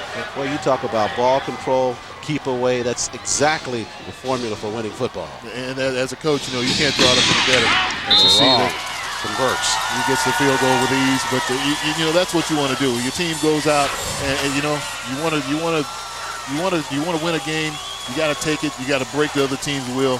And on that particular play, Sean Dawson, again, that was just will on his behalf to get in the end zone. So, again, Parkview controlling the game, controlling the line of scrimmage, and that's what you're going to get. As we see the guys up here in the box trying to get us to wear the Brookwood stuff, it's like, no, guys, we can't do that just. We had a chance to catch up with Coach Flo, get his thoughts about what he really likes about coaching. Let's hear what he had to say. Well, I like working with the kids every day. That's why I got in the business. And when you have a bunch of kids that believe in what you believe in, and they can align themselves with your pattern of thinking and understand that there are values and things that you've got to, you got to take care of certain things. And the values that they get out of our football program, far exceed what goes on after football is better than what goes on during football, because they can apply some of the very hard work principles. And when they apply that to their daily lives, they're successful. He's absolutely right, Gerald, but winning doesn't hurt either, Well, no. Well, when you're winning, it's just a plus, But he's right. Football, it has so many different values in real life. Saylor with the carry for Brookwood on the return. He dropped it momentarily. Runs over one Panther at the sideline, and Saylor got it up near the 37-yard line. Well, I tell you what, he sent someone a-sailing on that hit right there. I don't know who that young man was, but yeah. With the real-time listening to this hit. Real hit. Ooh, that's a little pushback there. Stephen Hamilton, reserve kicker on the special teams for Parkview. Kind of wished he said, just leave me on the sideline. If something happens to the kicker, I'll go out. I'll take it one for the team. Wilson down there ran over it. Tried to make a big hit there, but I tell you what, he was the hit E on that particular play. Kevin Lukenda now under center. No question the Broncos got to make some things happen on offense. Lukenda on the delayed draw. He gives it to Blackman. Blackman over the pile. Got maybe a yard or two for his effort. Nowhere to go there, because you know what, they stacked all that up in the middle. When you get those bodies laying around, when you don't have an opportunity to get to the hole to make a cut or whatever, you kind of lost. So it's just like a guy, just get up to the line of scrimmage and let's try to get something positive out of it. In this case, like here you see, it was at Romano down there, and he's fighting, and all the rest of the guys are fighting. They're kicking and scratching, and mud's flying, and all that stuff. So, just as a run, you don't want a turnover. So just get up to the line of scrimmage and wait for the next play. Blackley got one on the carry for Brookwood. 2nd and 9. 9:20 and the clock running here at the Big Orange Jungle. Slot is to the right of Lukenda. In motion as Lukenda fakes it in the line, looking up top. Here comes the pressure now. Somebody got a handle on him, but Lukenda eludes, and now they sack him. That's the 3rd sack of the night on Lukenda. Down at the 38-yard line. And pressure, and more pressure. As Parkview right now is just laying their ears back when they get in those passing situations. Why? Because they know that right now the only way they can hurt them is they hurt themselves right now. So, hey, lay your ears back. Just get after the team. Just get after the quarterback and make something happen. As we saw Todd Brooks there making a nice big play there for the Parkview Panthers. Brooks' second sack of the night, but credit Kyle McKee for the initial pressure from the Panther defense to force McKinda up. McKinda on the handoff, on the draw play. Straight ahead with the carry was Antonio Lamar running high for the Broncos. Well short of the first down marker, so the Broncos will have to punt it away. And a nice tackle there by Ashworth is, again, just wrapping the guy up, bringing him down, not letting them do anything to hurt you. They're going to have to kind of open this offense up here a little bit for Brookwood, and if they can do that, then they can probably get themselves back in this game. But right now, a real sense of urgency is starting to go across the line with the team with 7 minutes and 50 seconds left to go in this fourth quarter. Spurrier with 2 punts tonight, averaging 45 yards a punt. Here's his third. Good punt by Spurrier. And it'll be Sturdivant fielding at the 10. Sturdivant wrapped up near the 16-yard line. Joe, we talked about the similarity of these teams in terms of how they approach football. We quoted Coach Cruz from the Broncos staff last week saying that the way they like to play football, our formula for success is to control the ball, control the clock, and play keep away. That's the same thing we've seen from the Panthers tonight. Yeah, but you know what? They've been having a lot more success with running the ball, so that's in their favor. When you're able to run the ball, you're able to control the line of scrimmage. That makes all the difference in the world, and that's the separation of what's been happening tonight. Brookwood has not been able to control the line of scrimmage like Parkview has. Weston Wade to the line of scrimmage. 7:36 remains here in this 5A championship. Wade on the handoff, left side. Looks to be Lester on the carry. May have gotten one, perhaps two. Tough yards in there. And I tell you what, everybody still on that Brookwood team is hitting. They're getting after them pretty good. But a short gain on the play. They need a lot more of that. They need to put them in a third and long situation and take away and put some pressure on the quarterback. Take away his passing options and make some things happen for their defense in order for the offense, so they won't have so far to go. Because they're letting Parkview drive all the way down the field, and then they don't get a chance from the offensive standpoint unless they got a long way to go from the kickoff. Wade 8 of 12 on the night, 144 yards, 1 touchdown, 1 interception on the ground. With the football, aiming straight ahead. It's Sean Dawkins, and Dawkins got it past the 20 up near the 23-yard line. Just north and south, north and south. You don't need to get out there and try to look pretty or whatever. Just get the ball and go north and south, and that's what the coach always say. He's not being that buller back, where he's dancing and doing the buller and all that sort of stuff. He's just getting upfield, hitting people, making something happen positive for the offense, moving the chains, trying to move the chains. That's right here. They got a 3rd and short. A respectable 3rd and 2 for Parkview. Tight situation they want to be in at this period of the ball game. On the ground, Dawkins dancing at the line of scrimmage and denied by the Broncos.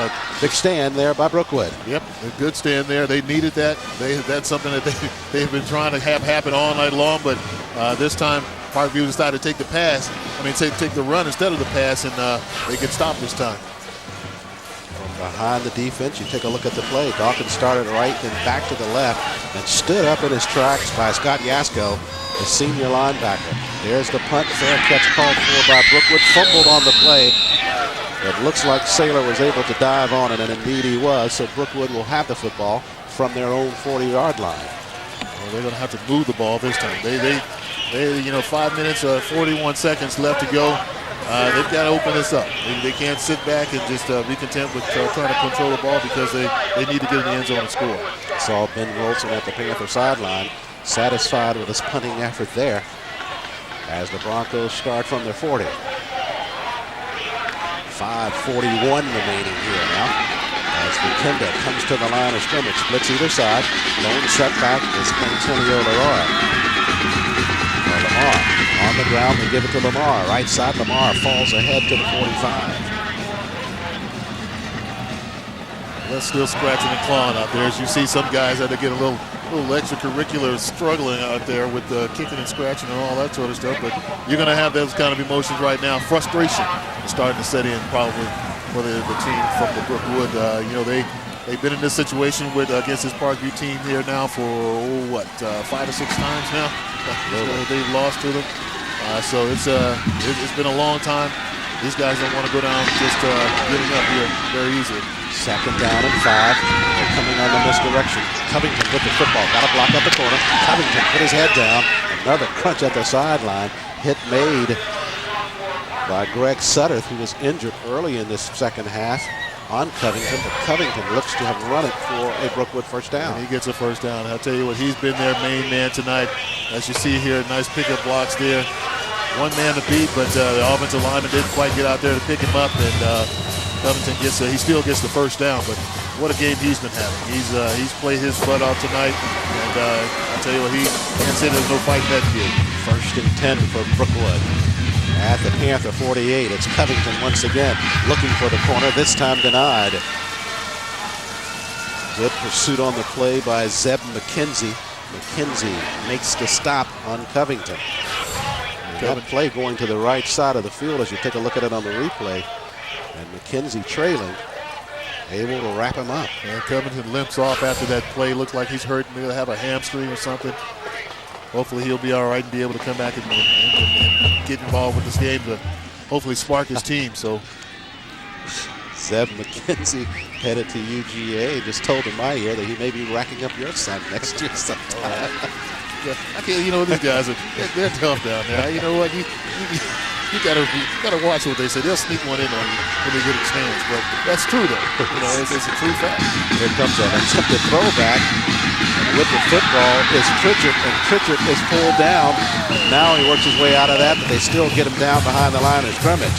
They were attempting to throw it to Pritchard, who looked like he was going to throw it back to Lakenda, but the pursuit of the Panthers didn't allow that play to develop. Well, one reason why is because the guys back there, the defensive backs, they weren't fooled. They stayed at home. They did their job by staying back there and not letting something happen. So he you know, being that he saw that, pulled the ball down, and just decided to eat it. Took a couple of hits for it, but you know, you don't want anything right now. Another turnover for it to put the ball back in the hands of Parkview. Had a look at Coach Mark Cruz at the sideline. 3rd and 13, the Broncos face, and some realities got to be setting in with Coach Cruz and the Broncos now. Lakenda dropping in the pocket. They flush him. They got a handle on him. Lakenda pulled down with the sack. 4th sack on Lakenda for the night by the Panther defense. And that's Brooks again. I tell you what, he has been all over the place, making another tackle there, sacking the quarterback. Another big game tonight for him on defense. So the Panthers forcing the Broncos to punt it. As you take a look at there, good sack by the defense, but that primarily provided by the secondary coverage, as Pritchard had no one to throw it to downfield. So Spurrier will kick it. Spurrier with another fine punt. Sturdivant watches it bounce. And it stops near the 11-yard line. That's where the Panthers will take it on offense. 2 minutes, 18 seconds remaining here. And they're starting to get, boy, I tell you, these guys, they're looking and they're starting to smell it now. You know, it kind of get that gleam in their eye, thinking that, hey, guys, we got 2 minutes, 18 seconds left to go in this game. Only thing we have to do now is hold on to the ball and start and control this line of scrimmage like we've done all night long. And we could possibly be getting our 3rd title back to back and 45 consecutive wins. 45 consecutive wins. Man, that's something. That's saying something. All the folks up here in the broadcast booth with us from Parkview trying to hand us paraphernalia at this point. Can we take it? Well, I don't know. I'm going to wait till the game's over. I tell you what, if things hold up the way they're supposed to be, as you see the Coach Cruz over there walking around trying to figure out what in the heck he's going to do now with not much time left on the clock. But if those guys are still around when the game's over, they just don't realize that if it's free, it's for me, and I'm going to get something. We had a chance to talk to Coach Cruz as well. Despite this ball game tonight, we found out what he really likes about the profession as well. I think the best thing about coaching is that you can put young men in situations where it sort of trains them for their life, for their livelihood, and all of the intrinsic value that the game brings to growing up. And then the other thing is just the plain old fun of putting those kids out there and letting them get in position to do things that they're going to remember for the rest of their life. Coach Cruz with his comments and thoughts about why he's involved in this profession. Despite the fact that you tend to lose a lot of hair in it, some real notable or laudable ideas as to why they're involved. Right side with the football is Sturdivant at the corner. Sturdivant chased and pulled down near the 15-yard line. You know, you were talking about the coach team. They all have basically similar, views of football and life and how. But you know what, it really does. Out of all the sports that are out there, football probably teaches you more lessons that are closer to just real life stuff than any of the other sports that are out there. Baseball, basketball, hockey, and soccer, and all that. Because there's just so many things that go on that relate to life. With family and education and work and all that stuff. So they all know what it's all about. Good point. 2nd down and 5. Under 2 minutes remaining here in the Big Orange Jungle. Wade. Still barking instructions, and he took too long. Yep, a little too long. Barked a little bit too much that time. Trying to get the guys all lined up. Take a look at Coach Cecil Flo. What a year. Has not yet relaxed in this one, but I'm sure he will after this contest. He's going to coach to the end. You know that. Dead ball. Delay, offense. And here comes the cooler. Oh, Let's see if we can get it. They're going to find it, that's for sure. So it's mighty cold out here, too. That one's full of ice. Watch out, Coach Flo. I'm sure that he probably has on the water-resistant, water-repellent outfit tonight. Wade on the ground, pitch to the short side of the field. Sturdivant with the football. They clipped his legs from under him near the 16-yard line. They stay in bounds. That's all he's worried about, stay in bounds. Coach Flo has used somewhat the Joe Gibbs approach to winning football. As you see those cards out there, everybody who's at the game, they're looking for him to try to get him in the water here. They're going to sneak up on him at some point in time. And I think he probably knows it. He's going to let them have their fun. Probably got 4 or 5 shirts on him. Oh, there you go. They got him. Oh, yeah. They got him. Oh, yeah.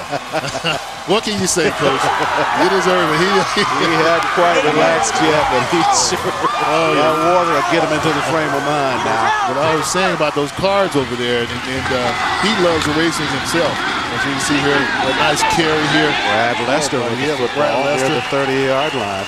He is he trains people. He works with a speed tech. That's the Winston Cup driving school. So he knows a little bit about all this stuff. He's planning one day to get in all this sort of stuff. Those cars out there, one is a Winston Cup racing car. We see the run here again by Lester. And as you indicate, Coach Flo trying to step into the same light as Coach Gibbs, former coach of the Redskins, with his auto racing. Yeah. And he'll also step into some good exclusive groups in terms of his number of wins of championships. It'll be 3 in a row here for the Panthers of Parkview as Dustin Wade takes a knee, and they'll run off the rest of the clock here at the Big Orange Jungle, and the Panthers have done it. They win 45 consecutive football games. Their last loss was December 3rd, 1999. Man, that's something. They win 45 in their 3rd straight 5A title in the state of Georgia. Congratulations to Coach Cecil Flo and the Panthers of Parkview. A night of record setting for the Panthers. It's their 3rd straight championship. Won the last 4 out of 6. New GHSA state record with the 45 straight victories. They eclipsed Lincoln County under Coach Larry Campbell. What a season. These guys have done it. They deserved it. I tell you what, they've done it for a long time. Jim Giannacchio standing by with Coach Cecil Flo. Thank you, Charlie. Coach, 45 straight, a state record, and now 3 state championships. Did you ever think this was possible? When we came here in 1991, Chuck Mize and I had a dream that we could do this. This is our vision, to build this program and to be able to do exactly that. And I hate that he didn't get to enjoy this. I know he's in heaven enjoying it. God's been good to us. I mean, he's just been so good. We're so blessed. And, God just had his hand on our football team. And these kids have stayed healthy. And we just give him all the praise every week. And, you said 45-0. We're really 1-0, 45 straight weeks. And I think we can appropriate. This is an old Glenn Miller tune. And it's called A String of Pearls. And I believe this one's going to go down as a string of pearls. What is it? 4 Gwinnett County teams make it to the championships, including you guys. Why is football so powerful up here? Well, number one, I think that the coaches do an excellent job in this county. And number two, the kids are willing to put in the time and the effort that it takes to be the powers that they are.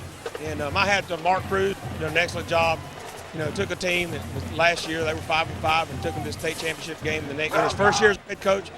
And I know what he's feeling. I know, how that hurt because I've been on the side of it. But he's a good friend. He came up and said, hey, congratulations, y'all played your tail off. And I'm just so proud of my kids. Golly, bum. I don't know, it's just hard to explain, but we've just kept our focus all year long, and we've gotten everybody's best shot now all year. We got everybody's A game, and I told our kids that's what it would take, and I was really proud of them. They really played hard tonight. You guys had ball control all night long. That offensive line was incredible, and Dawkins is amazing. He is. You give it to your money guy. He's a 3-year starter, and I told Dawkins, I said, you need to play and play big. This is your last high school football game, and he did, boy. I tell you, he took the whole world and put it on his shoulder. He did that. If you look back, he's done this before. And he gets these games. He knows how to step on the game, and he's just been off. He played great. Coaches did a great job. Line, defensive line, the whole everything. I mean, we had some things that don't go our way, and I told the kids in a letter, I said, been bad things that happen. I'm pleased with some of the things that happened on kickoff and all that, but those are things you go work on. Congratulations and happy holidays. Thank you. You too. Merry Christmas, everybody. All right, back upstairs to Charlie. Thank you, Jimmy. Panthers win it 28-7 over the Broncos of Brookwood. We'll step aside for a quick timeout. We'll come back to wrap it up from the Big Orange Jungle.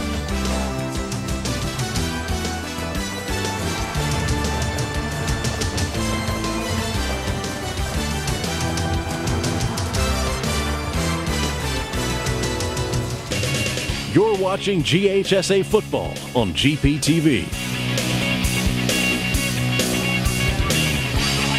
We are back live at the Big Orange Jungle, and the news is very good for the Panthers of Parkview. They win their third consecutive 5A title in the state of Georgia. They win their 45th straight ball game. And Gerald, the way they were able to do it, total offense, 359 yards for Parkview, only 85 for the Broncos of Brookwood. Well, you call that domination. That's exactly what they did. They dominated tonight. They went out and they played like they had been for the last couple of years. You talk about domination. How about Georgia Public Television and the 12 games that we played in 8 days this year, and since we started this in 1997, 66 live ball games of high school football. Just a wonderful contribution that GPTV has made to the state of Georgia in high school sports.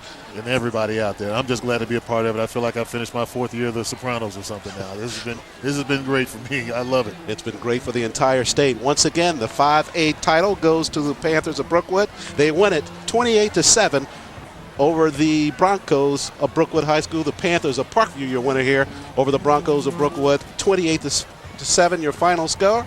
Charles Ward on behalf of color analyst Gerald Riggs, sideline reporters Jim Giannacchio and John Nelson, statistician Mike Grimes, and the entire GPTV crew saying thanks for joining us throughout the semifinals and the finals this weekend, and we'll see you during the basketball season.